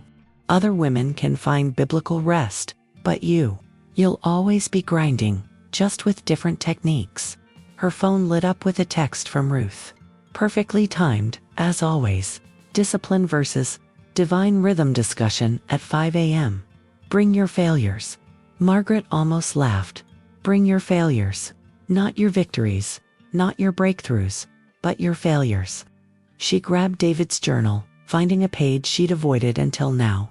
Month 3 turned soul flowing into another religious performance. Ruth caught me with a spreadsheet tracking my flow metrics. She laughed until she cried, then said, "David, you're trying to GPS your way to God when He's already in the car. The discipline isn't in the structure but in the showing up. The divine rhythm isn't something you create but something you join. Stop being the conductor and start being the music." At 5 a.m., the circle of women looked different, exhausted, frustrated, and Margaret realized with relief that she wasn't the only one struggling. Sarah spoke first.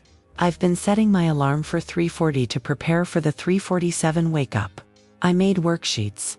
I have a soul-flowing app idea. I've turned this into another project to manage, and I'm so tired." Jennifer nodded vigorously. "I've been doing hot yoga at 4 a.m. to optimize my flow state. I pulled a muscle trying to force flexibility." Catherine added, "I've been fasting every other day to purify my channel. And yesterday I fainted in the grocery store." They all looked at Ruth, who was smiling that smile that meant they were about to learn something that would reorganize their understanding. "Beautiful," Ruth said, and everyone looked confused. "This is beautiful, because now you understand the difference between discipline and divine rhythm. Discipline is what you impose. Divine rhythm is what you join. Discipline says, I will make this happen. Divine rhythm says, I will let this happen." Christian women over 50 have been taught that spiritual maturity means more discipline, more structure, more control over our spiritual lives. But Jesus didn't say, "Take my yoke upon you and learn my time management system." He said, "Learn from me. For I am gentle and humble in heart." The rhythm of God isn't a schedule you follow but a dance you join. And you can't schedule dancing. Ruth stood and began to move. But this time it was different, jerky, forced, mechanical. "This is discipline," she said, her movements looking like someone following an invisible instruction manual. Then she stopped, closed her eyes, and when she began again, it was like watching water. Remember, it was water fluid, natural, inevitable. This is divine rhythm. The difference isn't in the movements, but in the surrender. When you're forcing soul flowing, you're still trying to earn what's already yours. When you're flowing with divine rhythm, you're simply saying yes to what's already moving. This week, I want you to throw away your soul flowing schedules, your metrics, your worksheets. When 3:47 comes, if it comes, because divine rhythm might wake you at 2 a.m. or 6 a.m., or not at all, just ask, what's the rhythm right now? Maybe it's tears, maybe it's dancing, maybe it's sleeping. The discipline isn't in controlling the rhythm, but in trusting it. Margaret felt something release in her chest, a loosening of the grip she didn't realize she still had on her spiritual life. "I've been trying to master soul flowing," she admitted to the group, like it was a skill to perfect instead of a gift to receive. "I've been performing flowing instead of actually flowing." Sarah reached over and took her mother's hand. "Mom, you've been performing your whole life, the perfect pastor's wife, the perfect mother, the perfect widow. What if soul flowing is teaching us that the performance is what's been exhausting us? What if divine rhythm is just being broken, being tired, being exactly where we are without trying to fix it?" Ruth nodded, pulling out one final piece of David's writing. "The divine rhythm found me when I stopped trying to find it." 5 a.m. isn't a time to set your alarm for. It's a state of being that happens when you stop forcing dawn and start trusting it will come. Margaret will need to know this. Soul flowing isn't something you do, but something you allow. The discipline is in the allowing. The rhythm is already there, has always been there, will always be there. All we do is stop resisting it, stop trying to improve it, stop trying to earn it, and simply join the dance that's been waiting for us all along. Margaret's annual checkup with Dr. Morrison was scheduled for 3:47 p.m. "Cosmic joke," noted, and she sat on the same exam table where 3 months ago she'd been given 90 days to get her anxiety under control or face David's outcome. The EKG leads were cold against her chest again, but this time she wasn't trying to control her breathing or hide her trembling. She was flowing with it, letting her body tell its truth to the machines, letting the medical instruments document whatever story her flesh wanted to share. Dr. Morrison entered with her tablet, then stopped, staring at Margaret with undisguised surprise. "You look different. Not just weight or color, but are you glowing?" The tests began: blood pressure, heart rate, oxygen levels, stress indicators, and with each measurement, Dr. Morrison's eyebrows climbed higher. "Your cortisol is down 60%. Your heart rate variability has improved by 40%.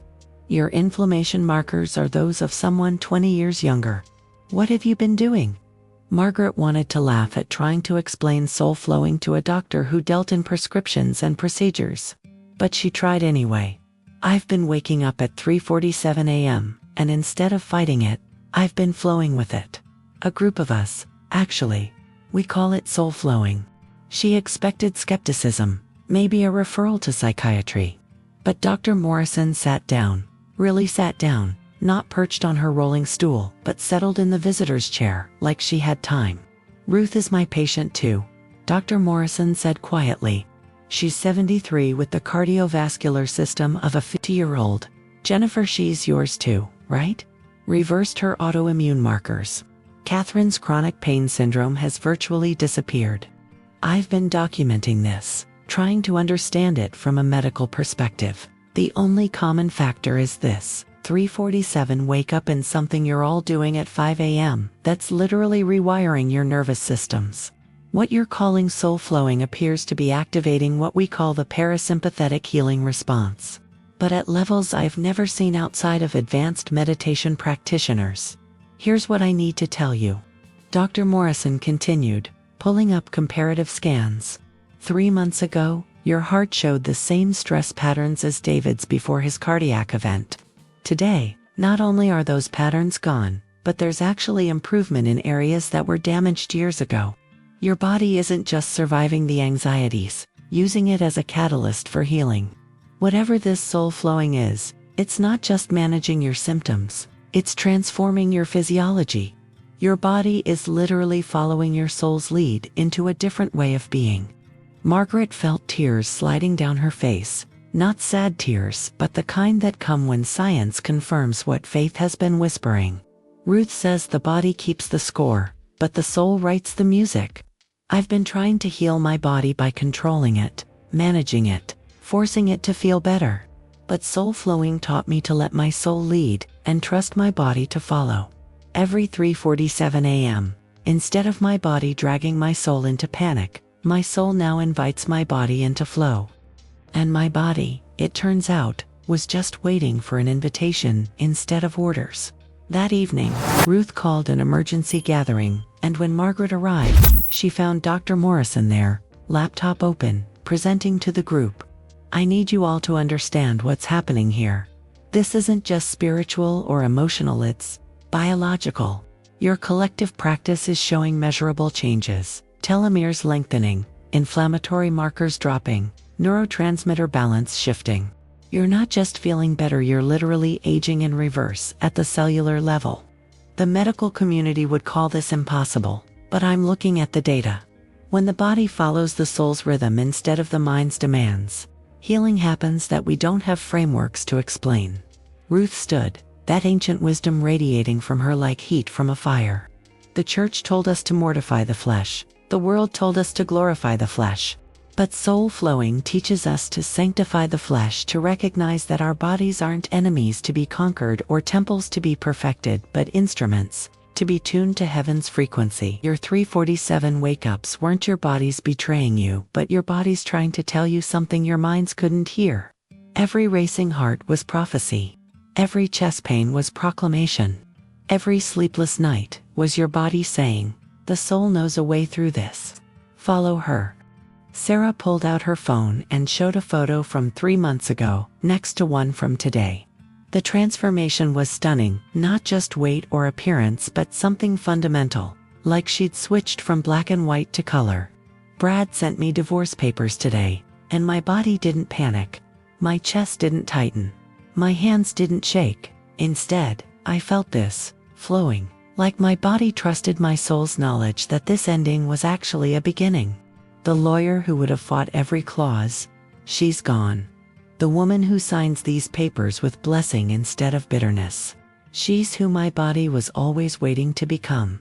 The room fell into the kind of silence that feels full rather than empty, and Margaret understood something profound. The body-soul split that religion had taught and psychology had reinforced was the wound soul flowing was healing.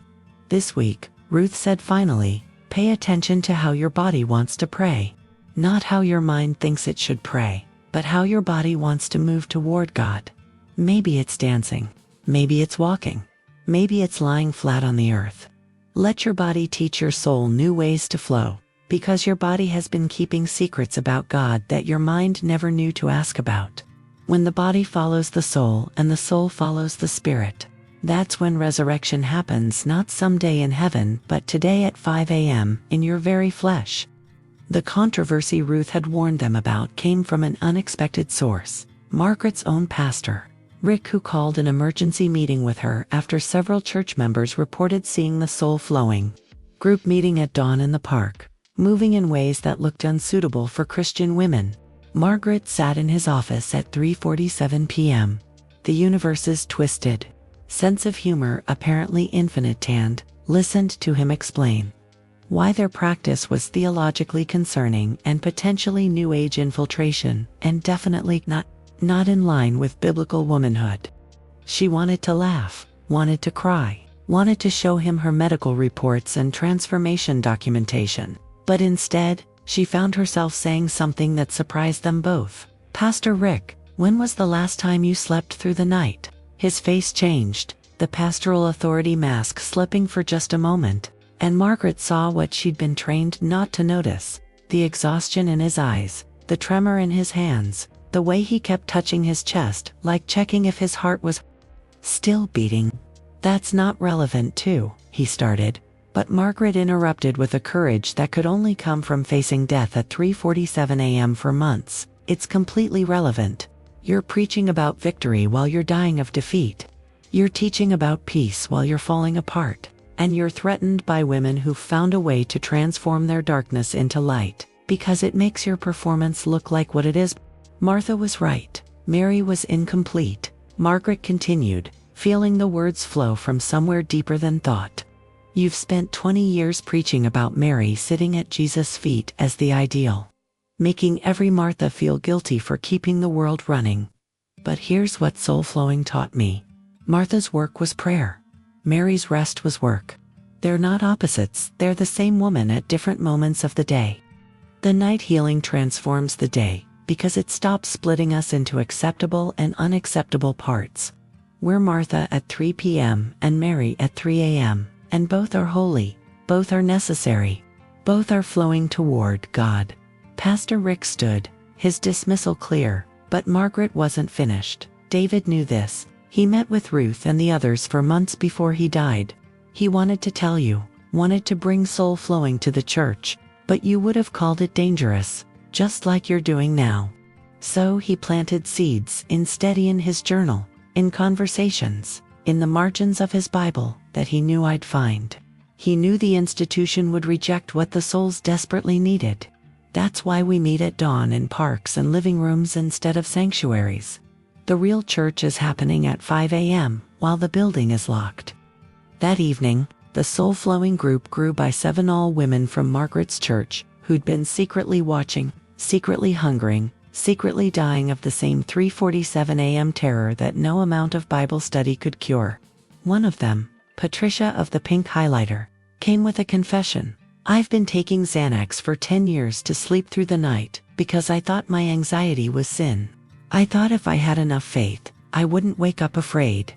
But watching you all transform, watching Margaret glow, watching Sarah come home and bloom, I realized my night terror might be my teacher, not my enemy."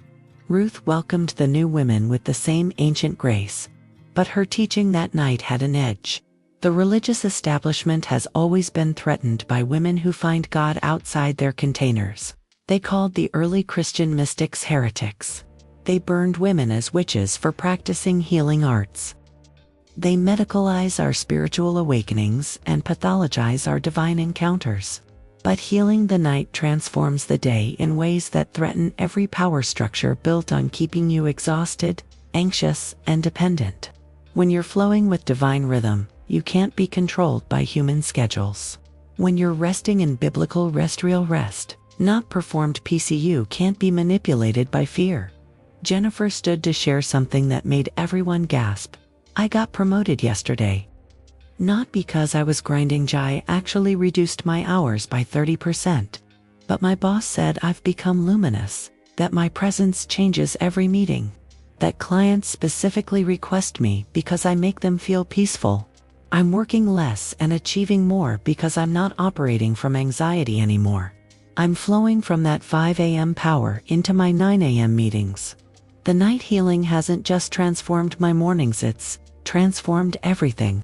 Catherine added her own testimony. "My estranged daughter Emily has been here for a week. She came for soul flowing but stayed for what she calls the glow. She said, 'Mom, you're not the woman who raised me. That woman was always performing, always anxious, always one mistake away from collapse. This woman, this flowing woman is who I needed you to be when I was young.' It's like watching you become yourself for the first time. We've healed 20 years of wounds in 7 days, not through therapy or processing but through flowing together at 5 a.m.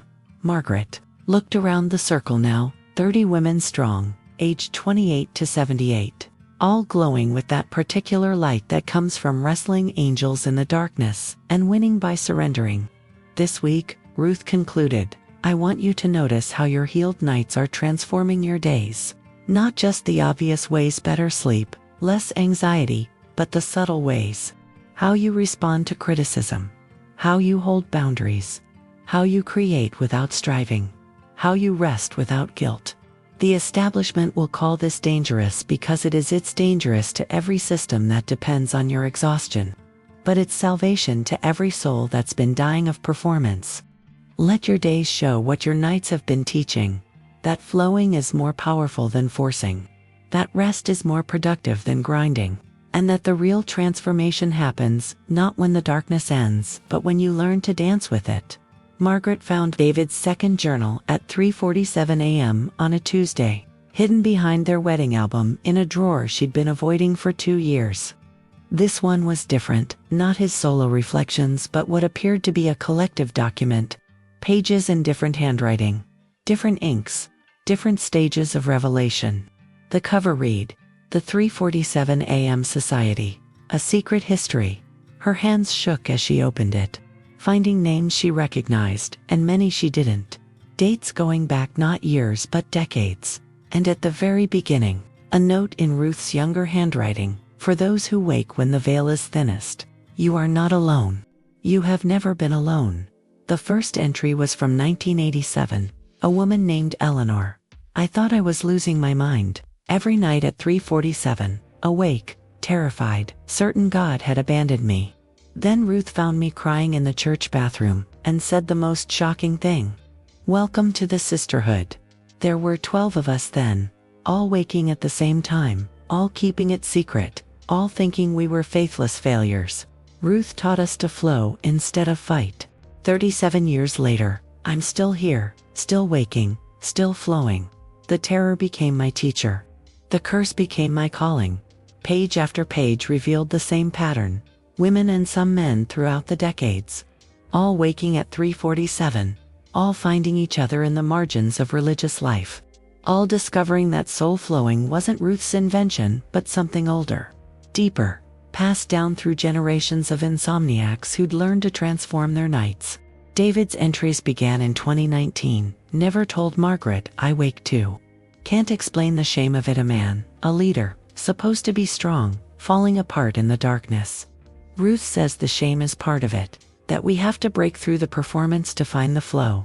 Tonight I discovered 7 other men in our congregation have been meeting at 4 a.m. for years, all hiding the same secret. We're starting our own soul-flowing circle. Margaret's tears fell onto the pages as she read entry after entry, understanding finally that her isolation had been an illusion. There were hundreds of them, maybe thousands, all waking at 3:47, all thinking they were alone, all discovering eventually that the wake-up was a jol when she couldn't think of an English word that captured it, a summoning to something deeper than sleep. She photographed pages with her phone, sending them to the group chat, and within minutes, responses flooded in. Jennifer, my grandmother's name is here. 1962. She died when I was 10, but I remember her getting up at night to pray. Catherine, this explains why my mother always made tea at 4 a.m. She was one of you, one of us. Sarah's response made Margaret's chest tighten with recognition.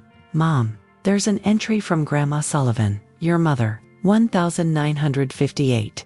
She writes about the family curse of women who can't sleep, going back to Ireland, to her grandmother who talked to angels in the darkness. This isn't just spiritual, Mom. It's generational. It's in our bones. Margaret had never known her mother struggled with insomnia. She'd hidden it so well, performed perfect faith so convincingly, that Margaret had grown up believing her mother never doubted, never struggled, never fell apart at 3:47 a.m. Ruth called an emergency gathering at 5 a.m., and when they assembled, she brought a box Margaret had never seen: old journals, photographs, letters, documents dating back over a century. It's time you knew the full truth, Ruth said. Soul flowing isn't new. It's not mine. It's not even ours. It's a river that's been flowing through the generations, hidden because the church couldn't hold it, secret because society couldn't understand it, but never stopping, never dying, always finding the next generation of 3:47 wakers to carry it forward. She pulled out a photograph from 1923. Women in long dresses, standing in a circle at dawn, their faces glowing with that unmistakable light. Your great-great-grandmothers. Some of them, they called it the thin time practice. Before that, in Ireland, they called it the flow. The indigenous women who lived on this land before colonization had their own name for it, their own practice of dawn dancing after sleepless nights. This isn't Christian or pagan or New Age or anything else the categories try to contain. It's human. It's what happens when souls break open enough to find each other in the darkness. Margaret felt the weight of history settling on her shoulders, but instead of burden, it felt like wings. We're not alone, she said to the group, her voice carrying the wonder of it. We've never been alone. Every woman who's ever woken at 3:47 thinking she was faithless, every man who's hidden his midnight terror, every soul who's believed their anxiety was abandonment, they were all part of this river, this flow, this secret society of the broken open ones. Sarah reached for her hand. So what do we do with this knowledge? Ruth smiled, that ancient smile that held millennia of wisdom. We stop hiding it. We bring soul flowing out of the shadows. We find every 347 waker and tell them the truth. They're not broken, they're breaking open. They're not alone, they're joining a river that's been flowing since humans first learned to fear the darkness, and then learned to dance with it instead. The article in the local paper was meant to be an exposé, strange dawn. Rituals, local women's controversial prayer practice raises concerns. But instead of condemnation, it brought revelation within 3 days of publication. Ruth's phone rang nonstop with women and some men saying variations of the same thing. I wake at 3:47 too. I thought I was alone. Can I come? The living room couldn't hold them anymore, neither could the park. So they moved to the abandoned warehouse on Maple Street that Jennifer's company owned, transforming it into what Sarah dubbed the Soul Flow Sanctuary. Not a church, but a space for the unchurched, the overchurched, the church wounded to gather at 5 a.m. and learn to flow. Margaret stood before the group on the first morning in the new space. 117 people, all ages, all backgrounds, all carrying the same 3:47 a.m. wound that was trying to become wisdom. We're calling ourselves the 5 a.m. Sisters, she announced. Not because we're all women welcome to the brothers among us, but because sisterhood describes what we're building. A kinship of souls who've discovered that our darkest hour is actually our holiest. We're not a religion, not a movement, not a program. We're simply people who've learned to flow with what used to drown us. Dr. Morrison came forward with a presentation that made the room. GASP brain scans, blood work, cellular analysis from 23 participants over 3 months. What's happening here is medically unprecedented, she said. The 5 a.m. gathering creates what we're calling collective coherence. Your heart rates synchronize. Your brainwaves align. Your cellular repair accelerates. When you flow together, you literally heal together. I've submitted this to peer review, and the medical establishment is confused. But the data doesn't lie. Soul flowing in community amplifies every benefit we've seen in individual practice by a factor of 10. Sarah had created a simple website, not to promote, but to explain, and the stories poured in from around the world. A woman in Tokyo, I've been waking at 3:47 a.m. for 30 years, which is 5:47 p.m. your time. The wake up is global. A man in London, my grandfather left me a journal about dawn dancers from 1945. He drew pictures that look exactly like your soul-flowing practice. A teenager in Mumbai. I'm 17 and I've been terrified of my 3:47. Wake up since I was 14. My parents think I'm possessed. Please help. Ruth stood in the center of the warehouse, looking like an ancient priestess and a modern CEO simultaneously. The rise of the 5 a.m. Sisters isn't about creating another organization for spiritual productivity or finding purpose after 50. It's about what happens when isolated sufferers discover they're actually a scattered tribe. Every anxiety disorder, every insomnia diagnosis, every middle-of-the-night panic attack might actually be a soul trying to tell us something that daylight drowns out. We're not healing people, We're revealing that they were never as broken as they believed. The practices evolved, organically, not taught but discovered. The accountant who started balance flowing her spreadsheets at work and found errors that had been hidden for years. The teacher who brought soul flowing to her classroom as morning movement and watched her most anxious students transform. The surgeon who started flowing before operations and hadn't lost a patient since. Each person taking what they learned in the 5 a.m. darkness and letting it illuminate their days in ways no one could have programmed or predicted. Jennifer had started documenting what she called the multiplication. 6 months ago, there were 6 of us. Now there are over 100 locally, with groups forming in 12 cities. But here's the stunning part: we're not recruiting. People are finding us the way migrants' birds find their route, some deep knowing that says this way, this way. The 347 wake-up is apparently universal, crossing time zones, cultures, religions. We're not spreading soul flowing. We're uncovering something that was already everywhere, waiting to be recognized. Margaret watched Sarah leading a group of young professional women in flowing movement. Her daughter, who'd arrived broken from Seattle, now radiant with purpose that had nothing to do with achievement and everything to do with alignment. We're not the 5 a.m. sisters because we wake early, Sarah was telling them. We're the 5 a.m. sisters because we've discovered that the thing we thought was killing us, our anxiety, our insomnia, our inability to just have faith, was actually trying to birth us into something bigger. Every woman who's ever felt too much, thought too much, feared too much, you're not too much. You're exactly enough. You're just flowing at a frequency the world hasn't learned to tune into yet. The meeting ended as it always did, now, not with prayer in the traditional sense, but with what they called the flow. 117 people moving in their own ways but somehow creating a single river of motion. A visible representation of the invisible truth that had brought them together. They were not alone, had never been alone, would never be alone again.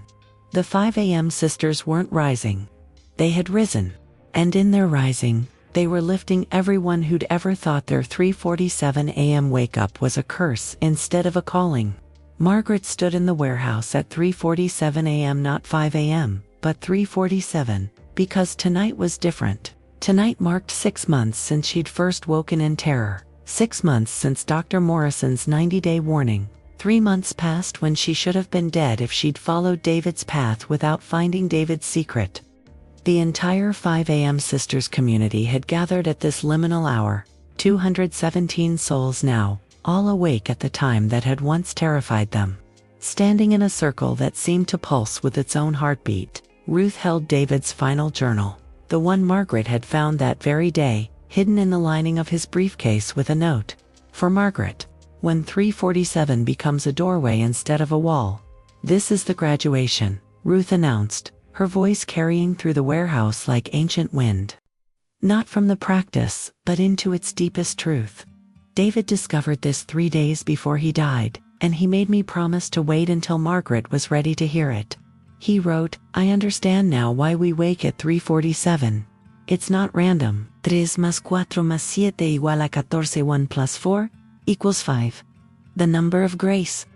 But more than that, 3:47 is the exact moment when the body's cortisol begins to rise, when the soul is most permeable, when the veil between sleeping and waking, earth and heaven, fear and love is thinnest. We don't wake at 3:47 despite our biology, but because of it. This is when transformation is most possible. This is when soul flowing isn't just practice but portal.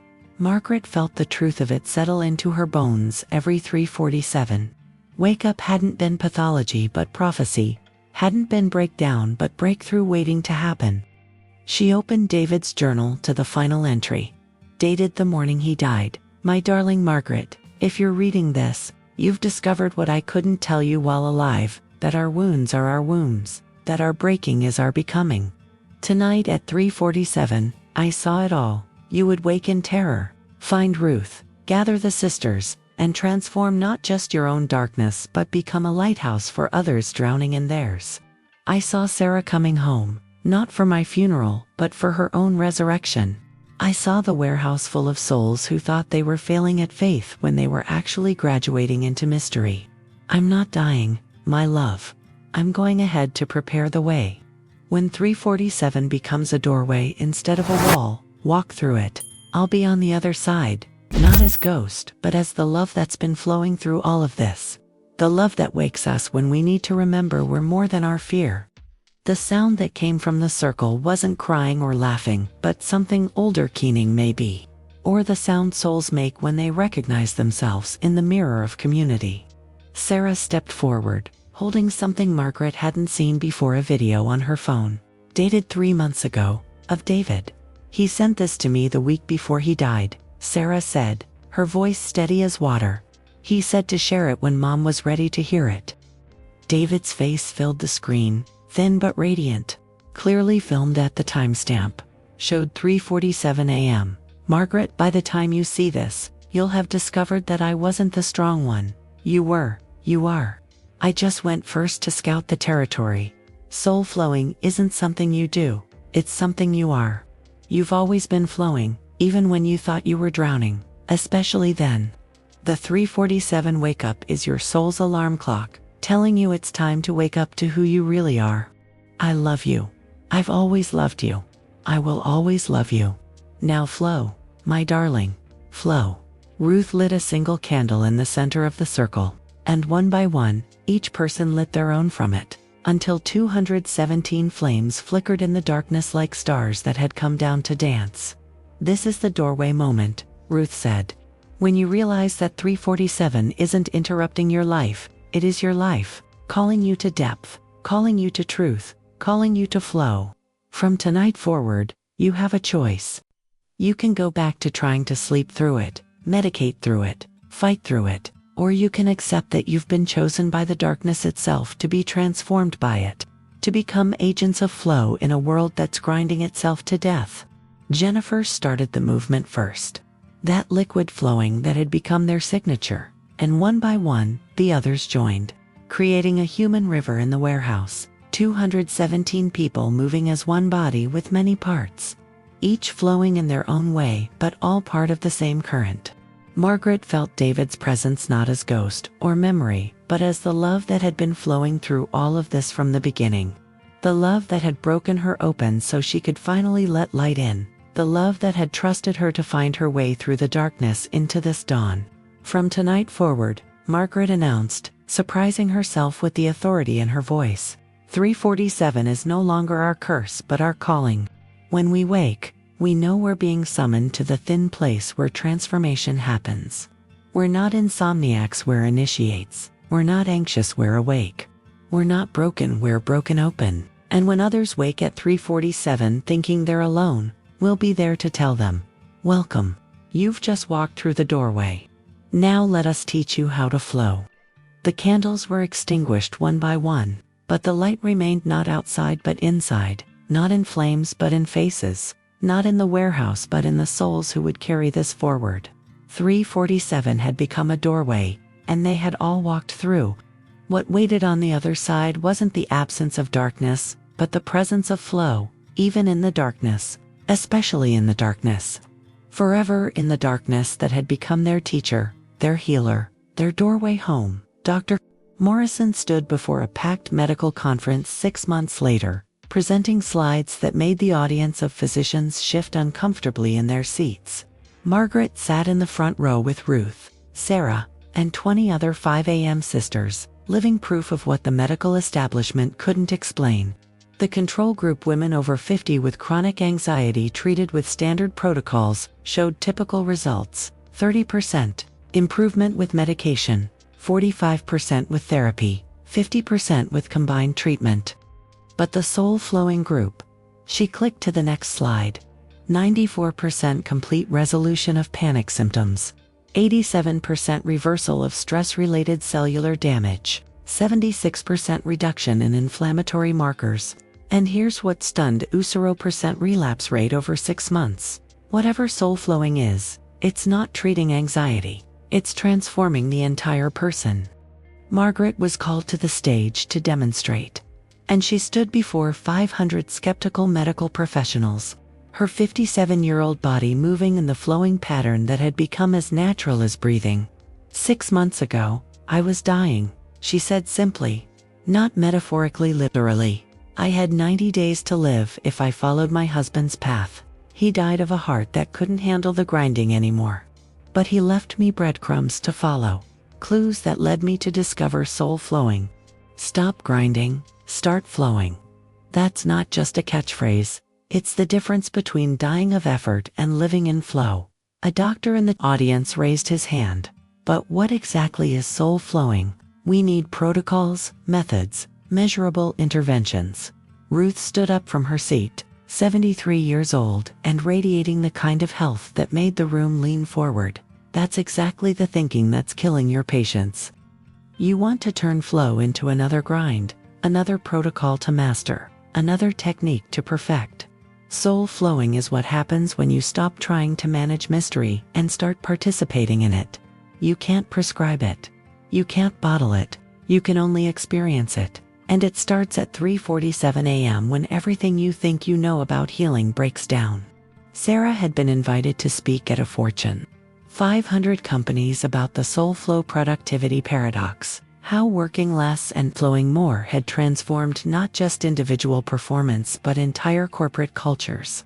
We implemented 5 a.m. soul flow sessions at my law firm, she told the executives.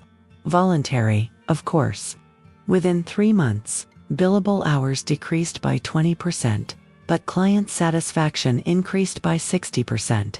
Turnover dropped to 0. 3 partners who'd been on medical leave for stress returned. We're not working harder, we're flowing smarter. Stop grinding, start flowing. It's not just personal transformation, it's professional revolution. The movement had spread beyond anything they'd imagined. Soul flowing chapters in 30 cities, a documentary in production, medical studies at Harvard and Johns Hopkins. But in the warehouse at 5 a.m., it remained simple. People waking at 3:47, gathering at 5, learning to flow with what used to drown them. Margaret watched new arrivals every morning, that same terrified, exhausted look she'd worn 6 months ago. And she'd tell them what Ruth had told her. You're not here because you're broken. You're here because you're ready to stop grinding against life and start flowing with it. The testimonies had become legend. The CEO who dissolved his company to start a nonprofit after soul flowing showed him he'd been grinding wealth while his soul starved. The pastor's wife who left her 30-year marriage after realizing she'd been performing happiness while dying inside. The teenager who stopped self-harming when she learned her 3:47 wake-ups weren't torture, but training. Each story different, but the pattern the same. Stop grinding, start flowing, and watch everything transform. But what about David? Someone always asked. If he knew about soul flowing, why did he still die? Margaret had wrestled with this until she found his final video, recorded the morning of his death. I'm going to die today. I know it. Feel it, and I'm not afraid. Soul flowing didn't fail, it succeeded. It transformed my terror into trust. I'm not grinding toward death. I'm flowing into whatever comes next. Margaret will think I left her, but I didn't. I became the flow she's going to discover. Every person who learns to stop grinding and start flowing, that's me. Living on, loving on, flowing on. Ruth called Margaret forward during that morning's session, in front of the now 347 people who gathered daily. 6 months ago, you came to my door at 5 a.m., grinding yourself to dust with effort. Today, you've become the flow itself. Not perfect, not without fear, but flowing. This is what I want everyone to understand. Soul flowing isn't about achieving a state, it's about accepting what is and moving with it instead of against it. Stop grinding doesn't mean stop working. It means stop working against your own nature, your own rhythm, your own soul. Start flowing doesn't mean everything becomes easy. It means you learn to move with the difficulty instead of against it.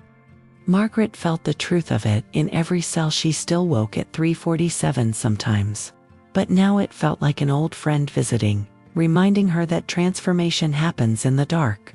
The chest pain occasionally returned, but instead of panic, she'd place her hand there and say, "What are you trying to tell me?"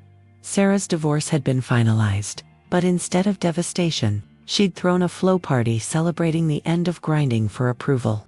Jennifer had started a Soul Flow retreat center.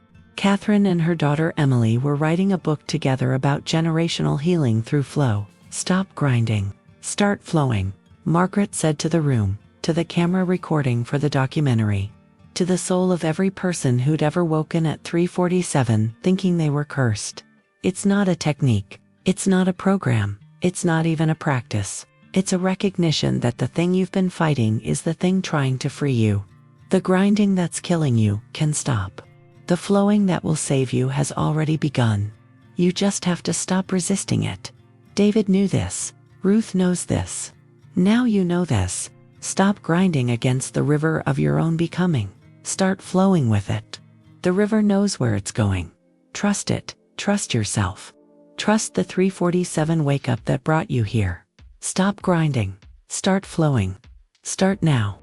The first anniversary gathering filled the warehouse beyond capacity, 517 people at 5 a.m. on a December morning. Exactly 1 year since Margaret first woke at 3:47 in terror. But this morning was different. Sarah stood at the front, having taken over leadership while Margaret and Ruth mentored, and she held a letter that had arrived yesterday from an unexpected source. Pastor Rick, I need to read this to you all, Sarah said, her voice carrying the authority of someone who'd learned to flow with power instead of force. It says, I've been waking at 3:47 for 15 years. I've hidden it, medicated it, preached against it, but watching your transformation, watching Margaret glow, watching my congregation find healing outside my walls, I realize I've been grinding against the very thing trying to save me. May I come, Rick? The room erupted in that holy laughter that had become their signature, not mocking but merciful, and Margaret felt something complete in her chest, a circle closing, a story finding its ending that was really a beginning. Let him come, Ruth said simply. Let them all come, the pastors who've been performing strength, the doctors who've been prescribing what they don't understand, the therapists who've been pathologizing what's actually prophecy. The doorway is open to anyone willing to stop grinding and start flowing. Dr. Morrison presented the 1-year study results. The data is incontrovertible. The 5 a.m. Sisters participants show biological age reversal of 5 to 7 years. Chronic conditions in remission, 73%. Medication reduction, 81%. But here's what can't be measured: the light in their eyes, the peace in their presence, the flow in their movement through life. We started studying anxiety and ended up documenting resurrection. She paused, looking at the faces before her. I've been waking at 3:47 too. For 3 years. Tonight, I stop grinding against it. Tomorrow, I join you at 5 a.m. Margaret stood to offer what they'd decided would be the closing prayer, not an ending, but a blessing for all who were still grinding, still fighting, still thinking their 3:47 wake-up was curse instead of calling. She felt David's presence, not as ghost, but as the love flowing through every word. For everyone waking at 3:47 tonight, terrified and alone, you are not alone. You have never been alone. Your racing heart is not malfunction but message. Your anxiety is not absence of God but presence of transformation. Your sleepless nights are not punishment but preparation. For every Christian woman over 50 who thinks her best years are behind her, they're not. Your spiritual growth after 50 isn't about doing more, but being more. Your purpose isn't lost. It's been waiting for you to stop grinding long enough to feel it flowing. For everyone who's been told their anxiety is sin, their panic is faithlessness, their fear is failure, it's not. It's your soul saying it's time to expand beyond the containers that have held you. Biblical rest isn't about sleeping 8 hours, it's about flowing with the rhythm that's been trying to teach you since that first 3:47 wake-up. For Sarah, my daughter, who came home broken and learned to flow, may your flowing inspire every young woman grinding herself to dust for approval that will never come. For Ruth, who held the secret and shared it at exactly the right time, may your 73 years of flowing multiply into 73,000 souls set free. For David, my beloved, who went ahead to prepare the way, your death wasn't ending but beginning. Every soul who stops grinding and starts flowing, that's you. Still loving, still teaching, still flowing. For the 5 a.m. sisters, the 347 awakeners, the soul-flowing practitioners around the world, may your flowing create rivers where others can learn to swim. May your peace that passes understanding guard not just your hearts and minds, but the hearts and minds of every soul still drowning in effort. And for the mystery itself, the divine flow that wakes us at 347, that breaks us open at our strongest points, that transforms our grinding into flowing. Thank you. Thank you for the terror that became teacher. Thank you for the anxiety that became awakening. Thank you for the sleepless nights that became doorways to dawn. We are the 5 a.m. sisters. We are the soul-flowing river. We are the ones who stopped grinding and started flowing. And in our flowing, we found not just peace but purpose, not just rest but resurrection, not just healing but wholeness. The peace of God, which passes all understanding, which exists beyond our ability to achieve it, manage it, or earn it, guards our hearts and minds, not by building walls, but by teaching us to flow. We don't overcome anxiety. We transform it. We don't conquer fear. We dance with it. We don't achieve peace. We discover it was always there, waiting in the pause at 347, in the gathering at 5 a.m. In the flowing that happens when we finally stop grinding against the river of our own becoming. Conclusion: 5 minutes 1 year later, Margaret stood in her bedroom at 3:47 a.m., but everything had changed. The clock still glowed those familiar numbers, but now they felt like an invitation rather than an assault. She looked at the empty space where David used to sleep, but instead of absence, she felt presence, not just his, but the presence of 10,000 souls around the world waking at this exact moment, all part of the soul-flowing river. The bathroom mirror that had shown her a ghost now reflected a woman, transformed, some gray roots but worn like a crown. Same 58-year-old body but flowing with vitality that defied medical explanation. This was what soul-flowing had done, not erased the wounds but transformed them into wisdom. The documentary had aired on Netflix. 347, The Soul-Flowing Revolution, reaching 12 million views in its first week. Margaret watched the emails pour in from Tokyo, Mumbai, São Paulo, Stockholm, all saying versions of "I wake at 3:47 too." The warehouse had become too small. They'd moved to an abandoned cathedral, filling it every 5 a.m. with souls learning to flow. But the real revolution wasn't in numbers, it was in the quality of transformation. Marriage proposals at 5 a.m. from couples who'd learned to flow together instead of grinding against each other. Children bringing their anxious parents, saying there's this thing called soul flowing. Doctors prescribing 5 a.m. gatherings instead of medication. CEOs restructuring entire companies around flow instead of grind. The ripple had become a wave, and the wave had become an ocean. Sarah stood before a gathering of young professional women, her Women Who Flow workshop now booked solid for 2 years out.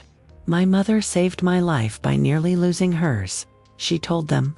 "I watched her transform from a woman grinding through grief to someone who literally glows with purpose.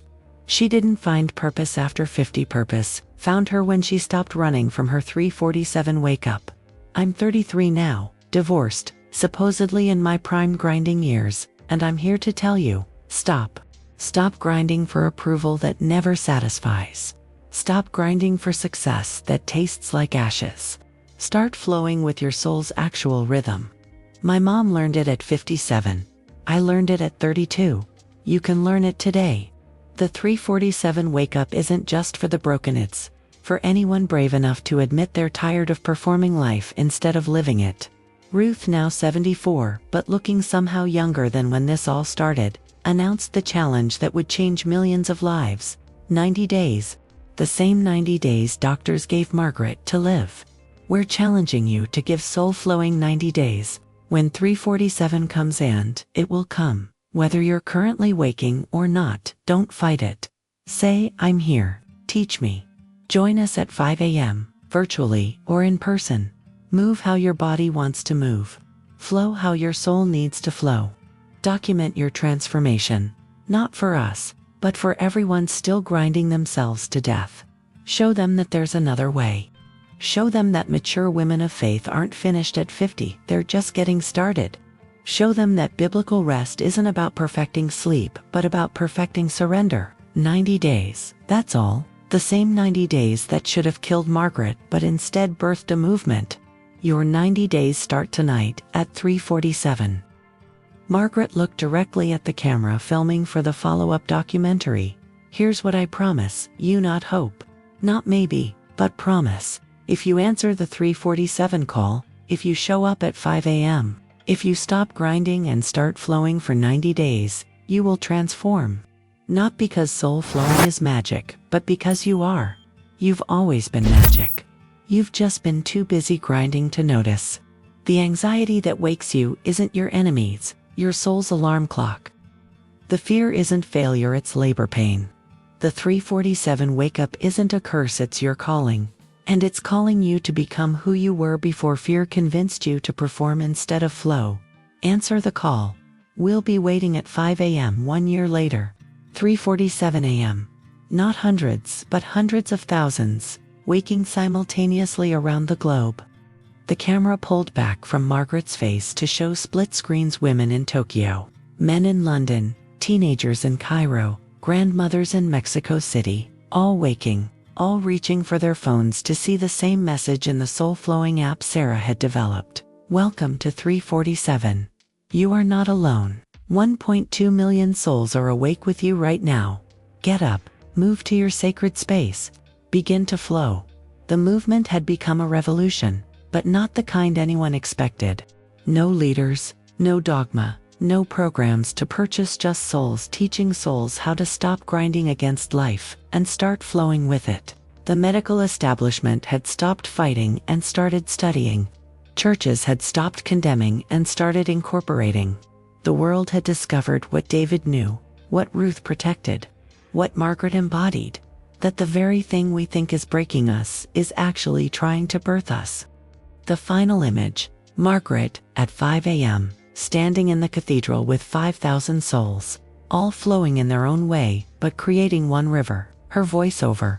David once told me that love never dies, it just changes form. He was right. His death became my birth. My terror became my teacher. Our grinding became our flowing. And now, every morning at 5 a.m., we prove that resurrection isn't something that happened once 2,000 years ago. It's something that happens every dawn when broken people stop fighting their brokenness and start flowing with it instead. This is soul flowing. This is our story. But more importantly, this is your invitation. Tomorrow, 3:47 a.m. We'll be waiting. The river is calling. It's time to flow.